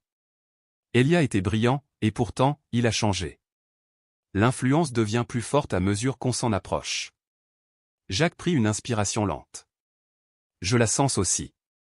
Comme une pression, une voix qu'on n'entend pas encore, mais qui s'approche. Ils allégèrent leur sac, ne gardant que l'essentiel. Jacques enveloppa de nouveau le fragment dans son tissu, mais sa lueur filtrait encore. C'est alors qu'un bruit retentit derrière eux. Des voix, lointaines, résonnaient dans la galerie. Ils ont trouvé l'entrée, dit Sarah à voix basse. Alors on doit les devancer, répondit Jacques. Trouvez le seuil avant eux. Ils s'élancèrent dans le tunnel descendant. Les cristaux, maintenant, pulsaient d'une lumière intense qui suffisait à éclairer leur route. L'air vibrait d'électricité, leurs cheveux se dressaient, et des étincelles jaillissaient entre leurs doigts lorsqu'ils se frôlaient. La descente s'enroulait comme une spirale sans fin, chaque pas les conduisant plus loin sous la montagne. Jacques sentait la certitude croître en lui, ils approchaient d'une force ancienne, consciente, patiente. Et cette force les attendait. Derrière eux, les voix se rapprochaient, mêlées au cliquetis métallique des armes et au bourdonnement d'appareils. L'ordre arrivait. Plus vite, lança Jacques, tirant Sarah par la main. Ils s'enfoncèrent dans la pénombre vibrante, portés par la peur, par la foi, et par une étrange sensation de destin. Le seuil approchait. Et ce qui sommeillait derrière lui, venait peut-être enfin de s'éveiller. La galerie se ramifiait sans fin, formant un labyrinthe vivant, un entrelac d'ombre et de lumière bleutée. Les cristaux incrustés dans la roche pulsaient comme des cœurs battants, projetant sur les parois une respiration surnaturelle. Il se rapproche. Halta Sarah, serrant contre elle le livre de chiffres d'Elia, sa seule arme contre l'inconnu. Derrière eux, les échos des pas résonnaient dans la pierre, des voix, des ordres tranchants, le cliquetis des lampes et des armes. Jacques attrapa la jeune femme par le bras et la tira dans un passage étroit, tout juste assez large pour leur corps. Leurs souffles se suspendirent lorsque les faisceaux de lumière balayèrent les murs à quelques mètres à peine, glissant sur les roches comme des serpents lumineux avant de disparaître plus loin dans le tunnel principal. Le silence retomba, fragile, ponctué par le bourdonnement régulier des cristaux. Jacques fit signe à Sarah d'avancer. Le couloir se rétrécit encore, les forçant à ramper sur un sol froid et humide jusqu'à ce qu'ils débouchent soudain dans une salle immense. Ils s'arrêtèrent, émerveillés. La voûte s'élevait à plus de 10 mètres au-dessus d'eux, entièrement couverte de gemmes lumineuses dont les pulsations semblaient battre au même rythme que leur cœur. La lumière, d'un bleu spectral, enveloppait l'espace d'une clarté irréelle. Au centre, un autel de pierre gravé de symboles inconnus dominait la salle. « Ce lieu n'est pas sur la carte », murmura Sarah. Jacques s'avança prudemment. « Nous avons quitté le réseau d'Elia, soit il n'a jamais découvert cette chambre, soit elle n'existait pas encore. » Sarah passa ses doigts sur les gravures. Ces marques sont plus anciennes que celles du livre. On dirait une forme d'écriture évoluée, comme si le langage lui-même s'était transformé ici. Soudain, le fragment métallique dans la poche de Jacques devint glacial. Il vibrait d'une énergie presque douloureuse. Poussé par une intuition, Jacques le posa au centre de l'autel. Instantanément, les cristaux s'embrasèrent, inondant la salle d'une lueur aveuglante avant de se stabiliser dans un battement plus rapide. Il réagit, souffla Sarah. Ce lieu, il est relié au fragment. Un grondement sourd ébranla la salle. De la poussière tomba de la voûte, l'autel se mit à pivoter lentement, réorganisant ses symboles dans un nouvel ordre. « Il faut partir !» lança Jacques, reprenant le fragment. Ce bruit va les attirer. Ils s'enfoncèrent dans un nouveau tunnel, plus raide, plus étroit, descendant vers les entrailles de la montagne. Les parois vibraient comme si la montagne elle-même respirait. « Attends, regarde !» dit Sarah en pointant une série de marques gravées dans la roche. Ce sont les mêmes symboles que dans le dernier journal d'Elia.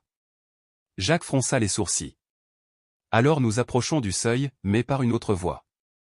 Le passage déboucha sur une caverne plus petite, mais clairement façonnée par la main de l'homme. Des poutres soutenaient le plafond, un vieux générateur, silencieux, reposait dans un coin.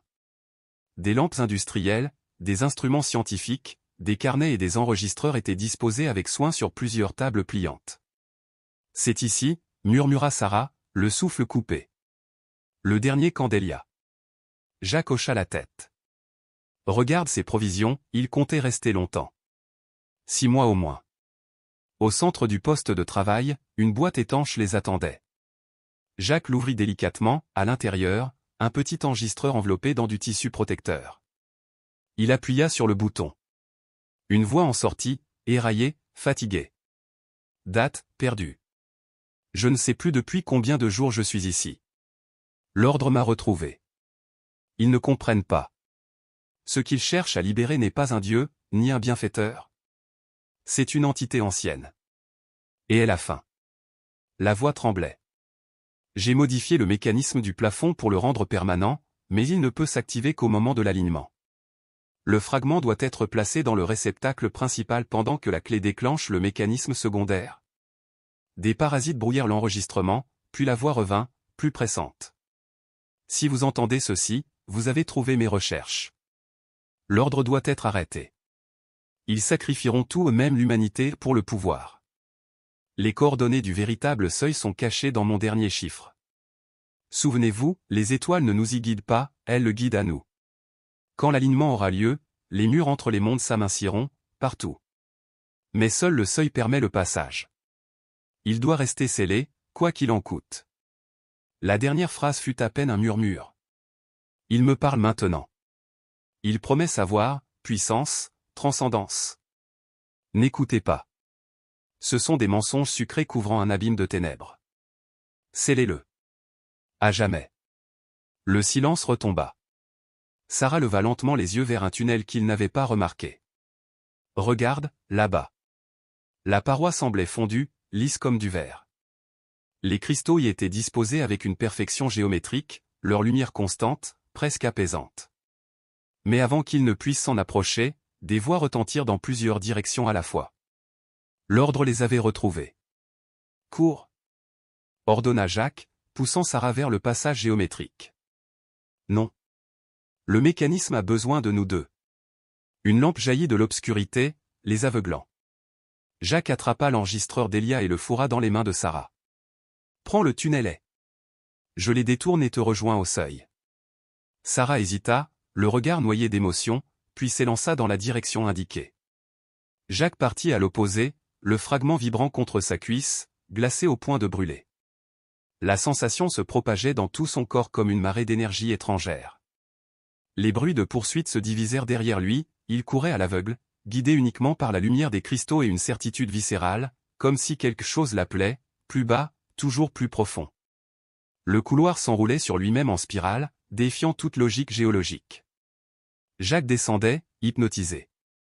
Les cristaux devenaient gigantesques, leur forme de plus en plus précise, presque technologique. À mesure qu'il avançait, il avait l'impression de pénétrer non pas dans une grotte, mais dans le cœur d'une machine vivante. Soudain, le passage s'ouvrit sur une salle d'une ampleur vertigineuse. Jacques s'arrêta net. La voûte formait un dôme parfait, poli comme du verre, haut de plus de 15 mètres.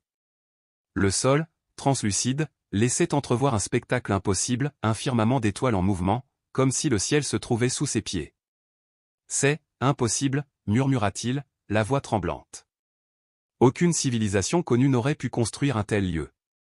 Les murs lisses, la symétrie absolue, la précision des courbes, tout défiait la raison. Au centre, une estrade circulaire dominait la pièce, portant un piédestal taillé dans la même matière cristalline que le sol.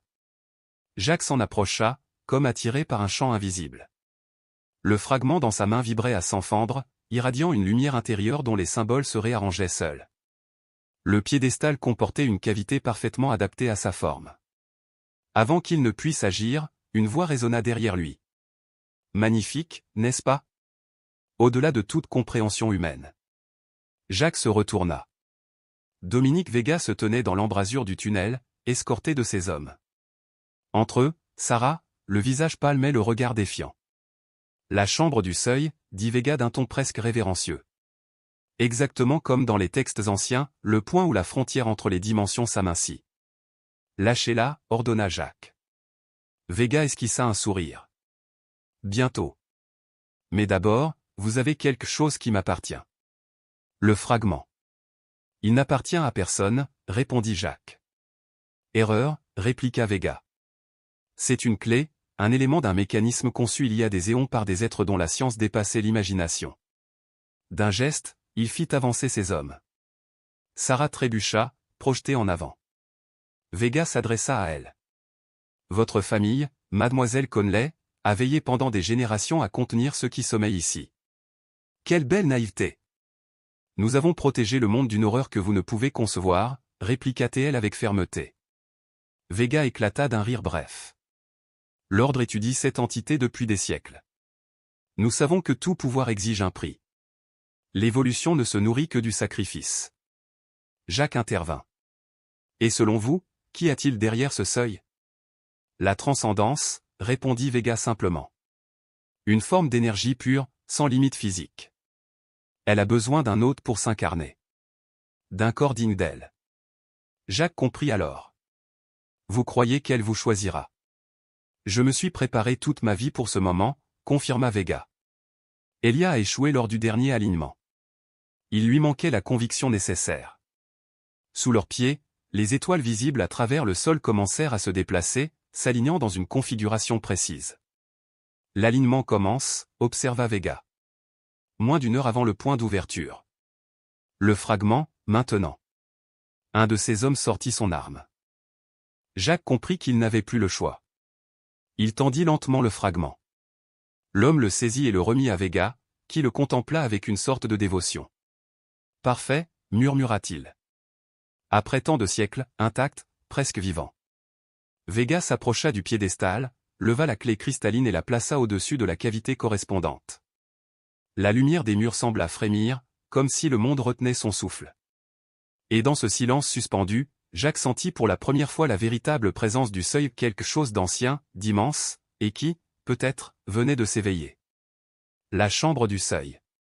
Depuis des millénaires, cette entité tend la main vers l'humanité, cherchant le réceptacle digne de la contenir. Ce soir, cette quête ancestrale touche à son terme. Vega s'avançait lentement vers le piédestal, le fragment lumineux dans ses mains. Jacques perçut alors un changement subtil dans le regard de Sarah, une lueur de défi, presque imperceptible. Elle croisa ses yeux, puis fit un geste discret vers la poche de sa veste, où une forme arrondie se dessinait. Le demi-amulette brisé de l'ordre. Elle l'avait gardé. Vega plaça soigneusement le fragment sur la dalle cristalline, puis sortit de sa veste un second morceau, son jumeau. L'autre moitié, expliqua-t-il d'une voix vibrante, retrouvée dans la chambre inférieure, il y a des décennies. Ensemble, ils forment la clé qui ouvre la voie. Sous leurs pieds, le sol transparent s'illumina, les constellations gravées s'alignant avec une précision cosmique. Des pulsations d'énergie remontaient à travers le cristal, emplissant la salle d'une lumière bleutée de plus en plus intense. « Amenez-les plus près », ordonna Vega. « Qu'ils voient ce qu'ils ont tenté d'empêcher. » Les gardes poussèrent Jacques et Sarah en avant. Une vibration sourde parcourut la chambre, si profonde qu'elle résonnait jusque dans leurs os. Les étoiles incrustées sous le sol formèrent alors un motif parfait, convergeant vers le centre du piédestal. Là, un point de ténèbres apparut, non pas un simple vide, mais quelque chose de plus ancien, de plus profond, comme si la réalité elle-même s'effilochait à cet endroit précis. Le seuil s'ouvre, déclara Vega, sa voix devenant presque liturgique. Le vaisseau attend. Il joignit les deux fragments métalliques dans l'encoche du piédestal. À leur contact, un éclair jaillit, unissant les circuits gravés dans la pierre. L'énergie se déversa aussitôt dans les parois de la chambre, les cristaux se mirent à briller d'une intensité douloureuse. Et des profondeurs du sol, quelque chose s'éveilla, une présence vaste, ancienne, un souffle d'éternité qui perça la barrière entre les mondes. Le sol vibrait, l'air lui-même semblait s'emplir de vie. Vega leva les bras, les yeux clos, le visage transfiguré par la ferveur. Autour de lui, ses adeptes formèrent un cercle, leurs traits illuminés par la lumière surnaturelle. Pendant des siècles, nous avons attendu, dit-il d'une voix vibrante. Pendant des générations, nous avons gardé le savoir. Ce moment est l'accomplissement de notre foi. Sous le plancher de cristal, la noirceur s'étendait, des filaments d'ombre s'élevant lentement, tels des volutes de fumée heurtant une vitre invisible. Ce que vous voyez, reprit Vega d'un ton presque hypnotique, n'est pas maléfique, contrairement à ce que la famille Conley a toujours cru. C'est une entité d'énergie pure, une conscience libérée des chaînes de la matière. Jacques observait cette obscurité mouvante, une angoisse froide se glissant dans ses veines.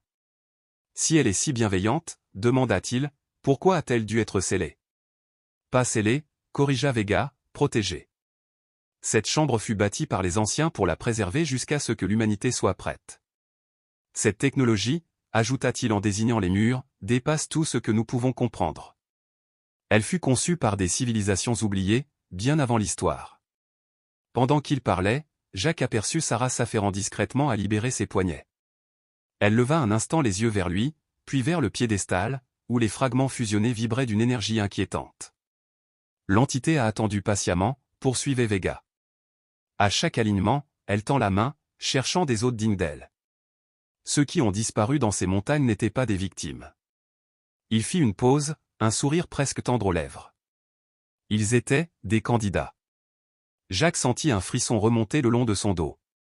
Et ceux qui échouaient? Rejetés, dit Vega calmement. Les indignes le sont toujours. Et vous pensez être digne, vous? Lança Jacques. J'ai tout sacrifié pour cela. L'entité offre le pouvoir ultime, celui de modeler l'énergie, la matière, et le temps lui-même. Sous le plancher, la forme ténébreuse prenait peu à peu consistance. Elle palpitait, respirait presque. Chaque onde qu'elle émettait faisait flamboyer les cristaux du mur. Alignement maximal dans 20 minutes, annonça un des adeptes, penché sur des instruments anciens. Parfait, répondit Vega avant de se tourner vers Sarah. Votre lignée a servi de geôlier depuis des générations, mademoiselle Conley. Par peur, par ignorance, vous avez nié à l'humanité son destin. Nous l'avons protégé, répliqua Sarah avec une colère contenue. Les archives de ma famille disent la vérité, ceux qui ont communiqué avec l'entité ont été détruits, consumés. De faibles vaisseaux, trancha Vega. Indigne du don qui leur était offert. Un grondement sourd fit trembler les parois. Des engrenages immenses s'éveillaient sous la roche, la montagne elle-même semblait respirer. Le piédestal se mit à changer de forme, ses composants se réorganisant autour des fragments métalliques. Vous voyez? Le processus est enclenché. Le vaisseau se prépare à libérer son occupant. Jacques sentit son cœur se serrer. Le mot « vaisseau » résonna dans son esprit, ravivant un souvenir, la voix enregistrée d'Elia. Le seuil n'est pas une porte, c'est une prison. Il comprit. La chambre n'ouvrait pas vers un autre monde, elle maintenait enfermé quelque chose qui n'aurait jamais dû sortir. Sarah s'était rapprochée de lui. Le mécanisme de confinement, murmura-t-elle. Elia l'a modifié. Il faut la clé squelettique. Jacques hocha imperceptiblement la tête. Il sentait dans sa poche le métal froid de l'ancienne clé qu'il avait emportée sans savoir pourquoi. Maintenant, il savait. Seuil à perméabilité maximale, annonça un autre membre. Champ de confinement instable. Vega ôta sa veste, puis sa chemise, révélant un torse couvert de symboles tatoués, identiques à ceux gravés sur les murs. Je m'offre en vaisseau, proclama Théil. Corps et âme alignés pour recevoir l'essence divine. Jacques croisa le regard de Sarah. Tout se jouait maintenant. En un mouvement fluide, elle frappa le garde le plus proche au ventre. Jacques, dans le même instant, renversa le sien d'un coup d'épaule. Le chaos éclata. Arrêtez-les! Hurla Vega. Jacques bondit vers le piédestal, tandis que Sarah sortait le vieil enregistreur d'Elia de sa poche et enclenchait la lecture à plein volume. Le mécanisme doit être inversé, disait la voix. Tournez dans le sens anti-horaire pour sceller, horaire pour ouvrir. Un garde plaqua Sarah au sol, interrompant le message. Mais c'était suffisant. Jacques agrippa les fragments incrustés dans la dalle et força de toutes ses forces. Le piédestal résista d'abord, puis céda lentement, tournant dans le sens inverse. Non! Hurla Vega, perdant son calme. Il se rua sur Jacques, repoussant ses disciples comme des pantins. Sous leurs pieds, la noirceur s'agita violemment, un rugissement silencieux emplit la pièce, comme un cri mental d'une rage ancienne. Vega atteignit Jacques, saisit son bras, des arcs d'énergie jaillirent à leur contact. Tu ne comprends pas ce que tu rejettes. Siffla Théil. Cela t'offre la transcendance. Cela offre la destruction, répondit Jacques en continuant à tourner. Elia avait raison, cette technologie n'est pas une porte, mais un scellé. Une cage. Le champ d'énergie monta en intensité. Des vagues lumineuses parcouraient la pièce, projetant les adeptes à genoux, hurlant, les mains sur leur tête. Vega, lui, semblait s'en nourrir, son corps irradiait, les tatouages s'embrasaient de lumière bleue. Elle m'a choisi. Cria-t-il, sa voix déformée par des harmoniques inhumaines. Vous arrivez trop tard. L'énergie courait sous sa peau, suivant les tracés runiques de ses symboles. Ses doigts s'allongèrent anormalement lorsqu'il approcha du piédestal, l'entité utilisant déjà son corps comme conduit. Sarah, libérée, fonça vers Jacques. La clé! Cria-t-elle à travers le tumulte. Il y a une serrure dessous. Jacques tomba à genoux, fouillant sous le piédestal tandis que Sarah affrontait Vega à main nue. Le sol vibrait sous l'assaut psychique. L'air brûlait. Vega avança, sa voix résonnant à plusieurs timbres. Vous ne pouvez arrêter ce qui est déjà commencé. Le vaisseau a été préparé, façonné à travers des siècles de sélection.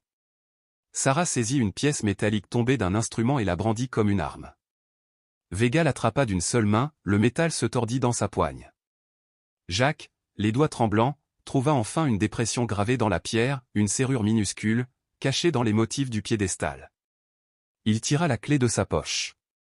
Le métal, glacé, vibrait d'une énergie sourde. Dès qu'il la toucha à la pierre, une lumière résonnante envahit la chambre. La clé!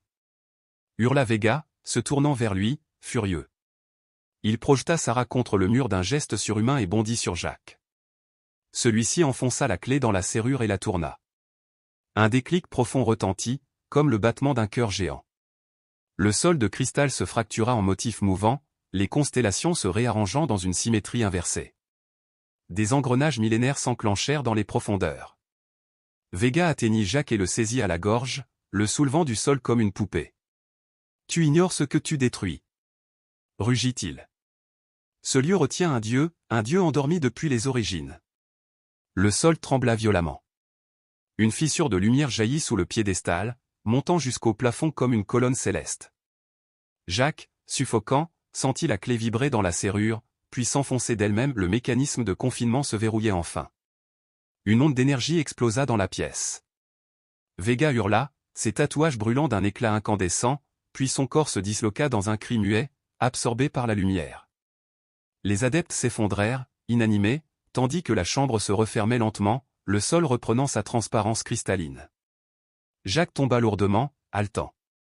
Sarah rampa jusqu'à lui, son visage couvert de poussière et de larmes. « C'est fini » demanda-t-elle dans un souffle. Jacques regarda la clé, encore insérée dans la pierre. Elle vibrait d'une lueur apaisée. « Oui » murmura-t-il. « Pour cette fois. » Un silence profond retomba, presque sacré. Sous le sol, la noirceur s'était retirée, refermée comme une mer calme après la tempête. Seuls demeuraient les échos d'un pouvoir trop grand pour être nommé, et deux êtres humains, seuls témoins de ce que les âges avaient tenté d'oublier.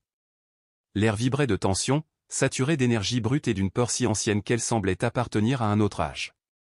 Sa libération élèvera l'humanité au-delà de toute compréhension, déclara Vega, la voix distordue, traversée de résonances qui n'appartenaient pas à ce monde. Jacques luttait contre la poigne implacable de Vega. Sa vision se rétrécissait, les contours du monde se dissolvant dans un halo de ténèbres mouvantes. Sous leurs pieds, le vide vivant qui s'agitait sous le sol devint une tempête d'ombre. L'entité sentait sa chance s'échapper et se déchaînait dans une rage désespérée. Autour d'eux, les derniers membres conscients de l'ordre paniquaient. Ils tentaient de briser le rituel, de saboter le mécanisme sacré en frappant les parois, les cristaux, tout ce qu'ils pouvaient atteindre. L'un d'eux, pris de frénésie, martelait la muraille de cristal à coups de barre de fer. Chaque éclat projeté libérait des jaillissements d'énergie pure, brûlant sa peau et déchirant l'air d'étincelles hurlantes. Sarah, encore tremblante après l'assaut de Vega, sentit sous sa main le contour du fragment d'amulette qu'elle avait conservé. D'après la légende, cet artefact offrait une protection contre l'influence de l'entité. Sans hésiter, elle bondit en avant et appuya le fragment contre le dos de Vega, là où les symboles tatoués sur sa peau se rejoignaient. Un cri éclata, non pas un cri humain, mais une vibration d'un autre monde. Vega se tordit de douleur, libérant Jacques, qui s'effondra au sol, haletant. Là où l'amulette l'avait touché, sa chair noircissait, se fissurait, laissant s'échapper des arcs d'énergie sauvage. Le dernier tour, souffla Jacques, la gorge serrée, en désignant la clé. Il faut finir la séquence. Sarah l'aida à se relever. Ensemble, ils saisirent la clé ancienne et la tournèrent d'un geste désespéré. Le piédestal s'enclencha avec le grondement d'engrenages millénaires retrouvant leur alignement. Les fragments enchâssés à sa surface pulsèrent d'une lueur frénétique, comme un cœur de lumière battant au rythme du monde. Vega se redressa, titubant. Ses mouvements étaient désormais spasmodiques, inhumains. L'entité se débattait en lui, refusant d'être scellée à nouveau. Ses doigts sanglants griffaient le piédestal, ses ongles se brisant sur la pierre. « Vous condamnez votre espèce à l'insignifiance cosmique » hurla-t-il, sa voix résonnant à plusieurs niveaux comme un chœur de spectre. « Elle offre l'extinction » répliqua Sarah, le regard fixe. « Elle te dévore déjà. » Et c'était vrai. Le corps de Vega se dissolvait lentement. De sa peau translucide filtrait une lumière pulsante, ses veines remplies d'énergie au lieu de sang. La structure entière de la salle réagit, le sol de cristal s'épaissit, la barrière entre les mondes se refermant centimètre par centimètre. Sous leurs pieds, la noirceur hurlait. Des vagues psychiques s'élevaient, frappant leurs esprits comme des coups de marteau. Jacques chancela, serrant sa tête entre ses mains. Son regard accrocha alors quelque chose, l'autre moitié de l'amulette, tombée lorsque Vega s'était effondré. Il s'en empara. Contrairement au fragment de Sarah, celui-ci n'était pas gravé de symboles de confinement, mais de libération. Une compréhension fulgurante traversa son esprit. Sarah. Les deux moitiés sont opposées. L'une ouvre, l'autre scelle. Elle hocha la tête, comprenant aussitôt. Elle lui lança son fragment, que Jacques rattrapa au vol. Les deux moitiés s'assemblèrent parfaitement, les symboles fusionnant en une nouvelle configuration à un motif circulaire formant une serrure parfaite. Sarah pointa alors vers une dépression circulaire gravée dans le sol, juste au-dessus de la zone où les ténèbres pressaient le plus violemment. Jacques y déposa l'amulette complète. Elle s'enfonça lentement, épousant la pierre comme si elle l'avait toujours attendue. Un son grave emplit la salle, une résonance qui vibrait jusque dans leurs os. L'amulette commença à tourner d'elle-même, libérant un flot d'énergie qui se propagea dans tout le sanctuaire. L'entité comprit. Sa fureur secoua la montagne entière. Des fissures zébrèrent les murs, des cristaux explosèrent en pluie aveuglante. Vega, désormais presque entièrement consumé par la chose qu'il avait voulu servir, se jeta sur l'amulette, hurlant. « Vous refusez la divinité offerte. Vous rejetez l'évolution même. » Sarah saisit un morceau d'équipement tombé au sol et le projeta de toutes ses forces contre lui. Le choc le repoussa en arrière, l'étourdissant. Jacques profita de l'ouverture pour tourner l'amulette jusqu'à l'alignement final indiqué dans les notes d'Elia. La clé squelette pulsa à l'unisson. Les deux artefacts résonnaient ensemble, un mécanisme antique conçu par une civilisation disparue pour emprisonner une menace cosmique. « Ça fonctionne !» cria Sarah, couvrant le vacarme assourdissant. Sous leurs pieds, le sol se solidifiait. Le ciel d'étoiles visible à travers la dalle de cristal s'effaçait lentement, avalé par la lumière du sceau. Mais l'entité ne se rendit pas sans un dernier assaut. Une vague d'ombre monta à travers la barrière, distordant l'air, tordant la réalité elle-même.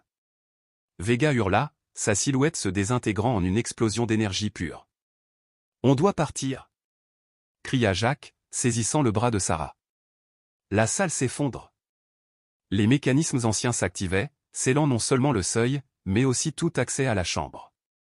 Le tunnel qu'ils avaient emprunté se refermait déjà, les parois bougeant comme des mâchoires de pierre. Ils coururent. Jacques se retourna une dernière fois. Au centre du cataclysme, Vega se tenait encore, bras levés, son corps réduit à un filament de lumière avant de disparaître entièrement dans un éclair aveuglant.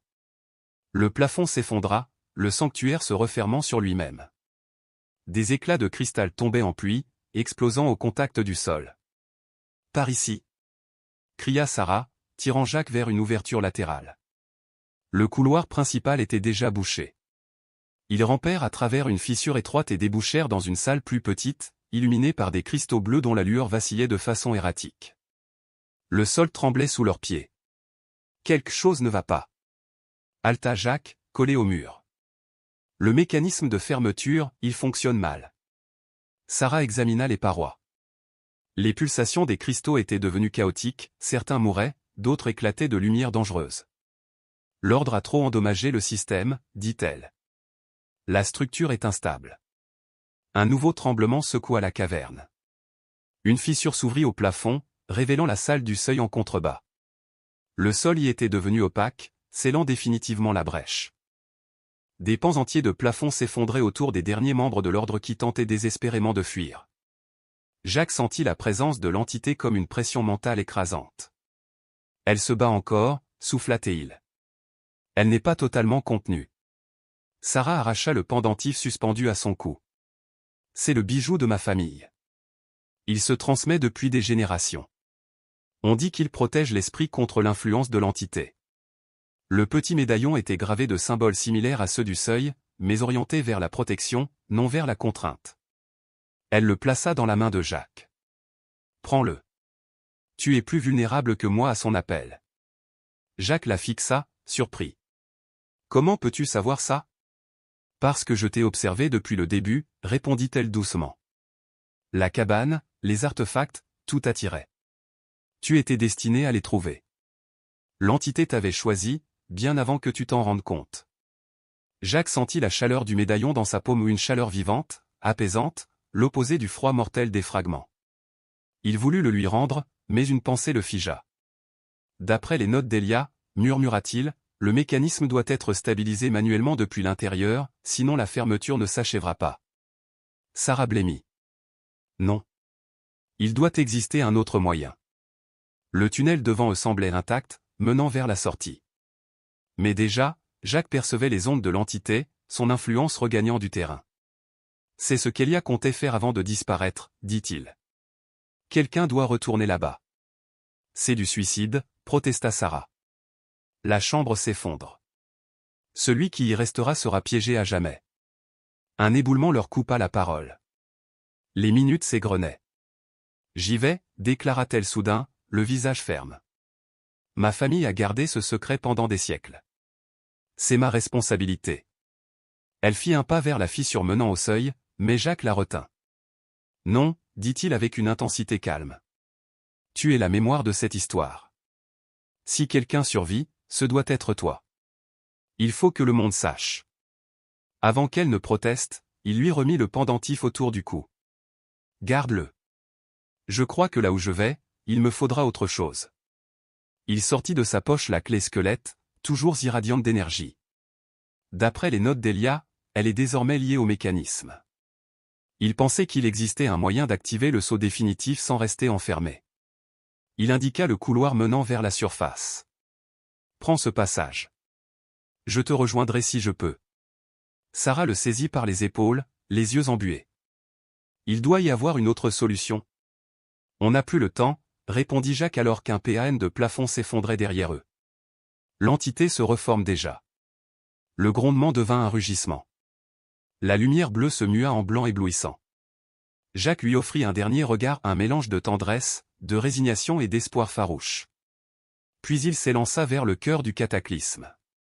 Sarah hurla son nom, mais sa voix se perdit dans le fracas des pierres. Le dernier gardien du seuil. Si la créature se libérait maintenant, jamais plus le seuil ne pourrait être refermé. Les larmes montèrent aux yeux de Sarah, mais elle hocha la tête, comprenant sans qu'il soit besoin de mots. De sa poche, elle sortit la moitié brisée de l'amulette de l'ordre, ce vestige d'un savoir ancien, symbole fragile d'un espoir mourant. Prends ceci, murmura-t-elle. Si les légendes disent vrai, il pourrait encore te protéger. Jacques accepta l'objet avec gravité, puis la serra contre lui dans une étreinte brève mais ardente, empreinte d'une tendresse désespérée.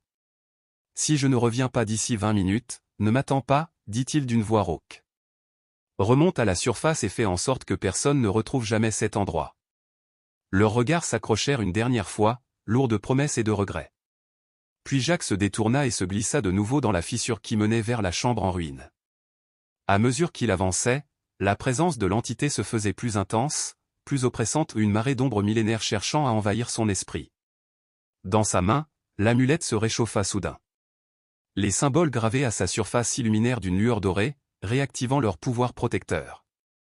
Jacques la serra plus fort, s'efforçant de se concentrer sur les notes laissées par Elia, ce chercheur maudit qui, avant de sombrer dans la folie, avait découvert une modification du mécanisme d'origine. Une façon d'activer le scellement sans condamner celui qui le déclenchait. Le sol vibrait sous ses pas tandis qu'il descendait vers le cœur palpitant du seuil. Dans sa poche, la clé squelettique résonnait à l'unisson, vibrant d'une énergie croissante, comme si elle tentait de s'harmoniser avec les circuits endommagés de la chambre. L'entité sentit sa présence et, d'un sursaut de rage, concentra toute sa haine sur cet ultime obstacle à sa liberté. Au-dessus de lui, Sarah demeura immobile, les yeux rivés sur sa silhouette s'enfonçant dans la lueur bleutée. Lorsqu'il disparut entièrement, elle resta encore un instant, le souffle court, avant de se tourner à contre-cœur vers le tunnel menant à la sortie. Elle portait désormais le poids d'une vérité que nul ne devait connaître, et l'espoir fragile que Jacques trouverait un chemin de retour depuis le seuil entre les mondes. L'aube se leva sur Whisper Ridge, colorant les montagnes de rose et d'or. Assise sur un tronc abattu au bord de la forêt, Sarah regardait le soleil s'élever au-dessus des pics. 3 jours s'étaient écoulés depuis que le réseau de cavernes s'était effondré, ensevelissant le seuil et Jacques sous des tonnes de roches. Les équipes de secours avaient fouillé sans relâche après qu'elle eût signalé un accident de randonnée. Elle avait raconté qu'un tremblement soudain avait provoqué un éboulement, les séparant. Aucune trace de Jacques n'avait été retrouvée. La montagne avait simplement repris ses secrets. Dans le village, la version officielle parlait d'une tragédie, l'effondrement d'une grotte qui avait coûté la vie au nouveau propriétaire de la vieille cabane. Mais Sarah, elle, connaissait la vérité, celle qui se cachait sous la roche, celle que Jacques avait scellée au prix de sa vie. Elle se leva avec peine, les muscles endoloris par l'épreuve, et reprit le chemin du retour vers la cabane d'Elia, sa cabane, désormais. Sans corps à enterrer, sans famille connue, les maigres possessions de Jacques restaient sans héritier. Sarah s'était donc donné pour mission de protéger ce qui restait des recherches d'Elia et de poursuivre la garde que sa famille avait assurée depuis des générations. La cabane paraissait changer lorsqu'elle en franchit le seuil. L'air, jadis chargé d'une tension invisible, semblait plus léger. L'atmosphère oppressante née de la disparition d'Elia s'était dissipée, remplacée par un calme étrange, presque paisible. À l'intérieur, Sarah s'attela à classer et restaurer les documents restants. Une grande partie des travaux d'Elia avait été détruite ou volée par l'ordre, mais il en subsistait assez pour reconstituer l'histoire complète. Chaque soir, elle transcrivait ses notes dans la vieille Bible familiale, décidée à préserver ce savoir pour les générations futures. Un jour, un coup frappé à la porte la fit sursauter. Peu de gens s'aventuraient aussi loin depuis l'accident. Lorsqu'elle ouvrit, elle découvrit sur le perron la silhouette grave du maire Cavanaugh. Son assurance habituelle semblait éteinte. « Mademoiselle Conley » dit-il en inclinant légèrement la tête. « Puis-je entrer » Sarah hésita, puis s'écarta pour le laisser passer. Le maire parcourut la pièce du regard, comme s'il y retrouvait des fantômes familiers. « Le conseil municipal s'est réuni hier soir » annonça-t-il sans détour. Plusieurs familles importantes ont quitté Whisper Ridge précipitamment. Le domaine Vega a été abandonné. Leurs biens liquidés. L'ordre n'existe plus, dit Sarah calmement. Le regard du maire se fit plus perçant. Alors, vous savez. Oui. Je sais tout, les veilleurs, l'ordre, et ceux qui dormaient sous la montagne. Je sais aussi que ma famille a toujours protégé cette ville, génération après génération.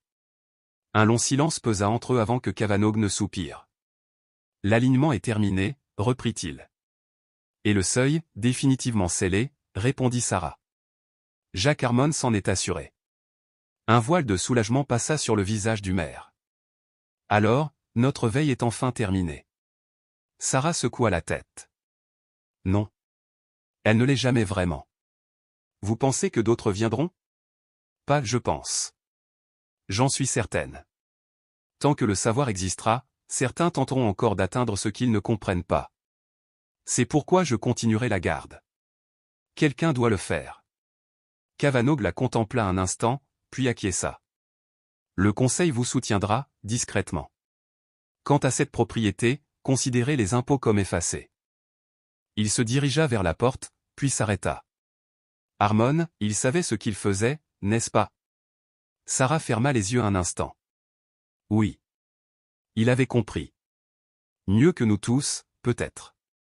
Quand il fut parti, la solitude revint, familière mais moins lourde. Sarah se remit à son travail, déterminée à faire vivre la mémoire de ceux qui avaient protégé le secret. Ce soir-là, alors que le crépuscule s'étendait, un bruit la tira de ses pensées, un léger frottement contre la porte. Elle l'ouvrit, personne. Juste une pierre, posée sur le seuil. Intriguée, elle la ramassa. Sur sa face inférieure, un symbole était gravé, celui du retour, dans l'ancienne langue des veilleurs. Son cœur se serra. Elle scruta la lisière des arbres, le souffle suspendu. Rien ne bougeait dans le clair-obscur, mais une sensation la traversa, celle d'être observée. Elle glissa la pierre dans sa poche et referma la porte. Une lueur timide s'alluma alors dans sa poitrine, l'espoir, fragile, obstiné. Cette nuit-là, alors qu'elle se préparait à dormir, une douce lumière bleue attira son attention. Sur le rebord de la fenêtre reposait un petit cristal rapporté des cavernes, simples souvenirs, croyait-elle. Mais à présent, il battait d'une lueur rythmée, comme un cœur vivant. Les jours suivants, Sarah transforma la cabane. Elle rangea, nettoya, restaura. Sous le plancher, la salle secrète devint un véritable archive sanctuaire, où elle rassembla tout ce qu'elle savait du seuil et de l'entité.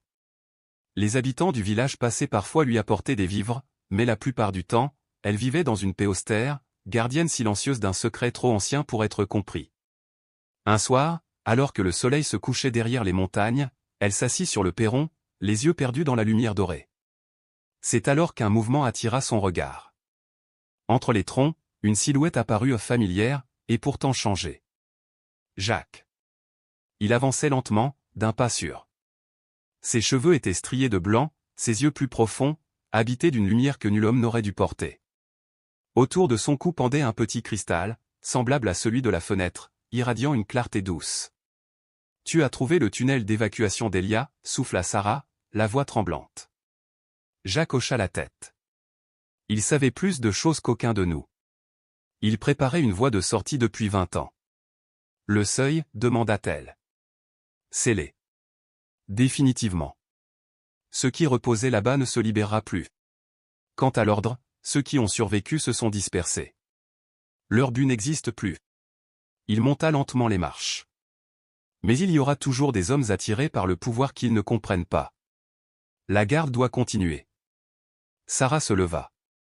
L'émotion et la méfiance se mêlaient en elle, mais au fond, une joie timide renaissait. Tu es resté là-dessous plusieurs jours. Comment as-tu survécu? Jacques posa la main sur le cristal suspendu à son cou. Certaines réponses ne peuvent être expliquées, murmura-t-il simplement. Il leva alors les yeux vers les montagnes, où les derniers rayons du jour embrasaient les cimes enneigées. Mais je suis ici maintenant. Et je comprends enfin pourquoi. Sarah s'approcha, silencieuse. Côte à côte, ils contemplèrent l'horizon, deux âmes marquées par le même secret. Devant eux s'étendaient les montagnes, immuables et majestueuses gardiennes éternelles d'un mystère que nul ne devait profaner. Ils n'étaient plus seulement survivants. Ils étaient devenus les nouveaux veilleurs et gardiens d'un passage entre les mondes, protecteurs d'une vérité que le temps lui-même avait tenté d'effacer. Et tant que la lumière brillerait dans leur cœur, le seuil resterait scellé.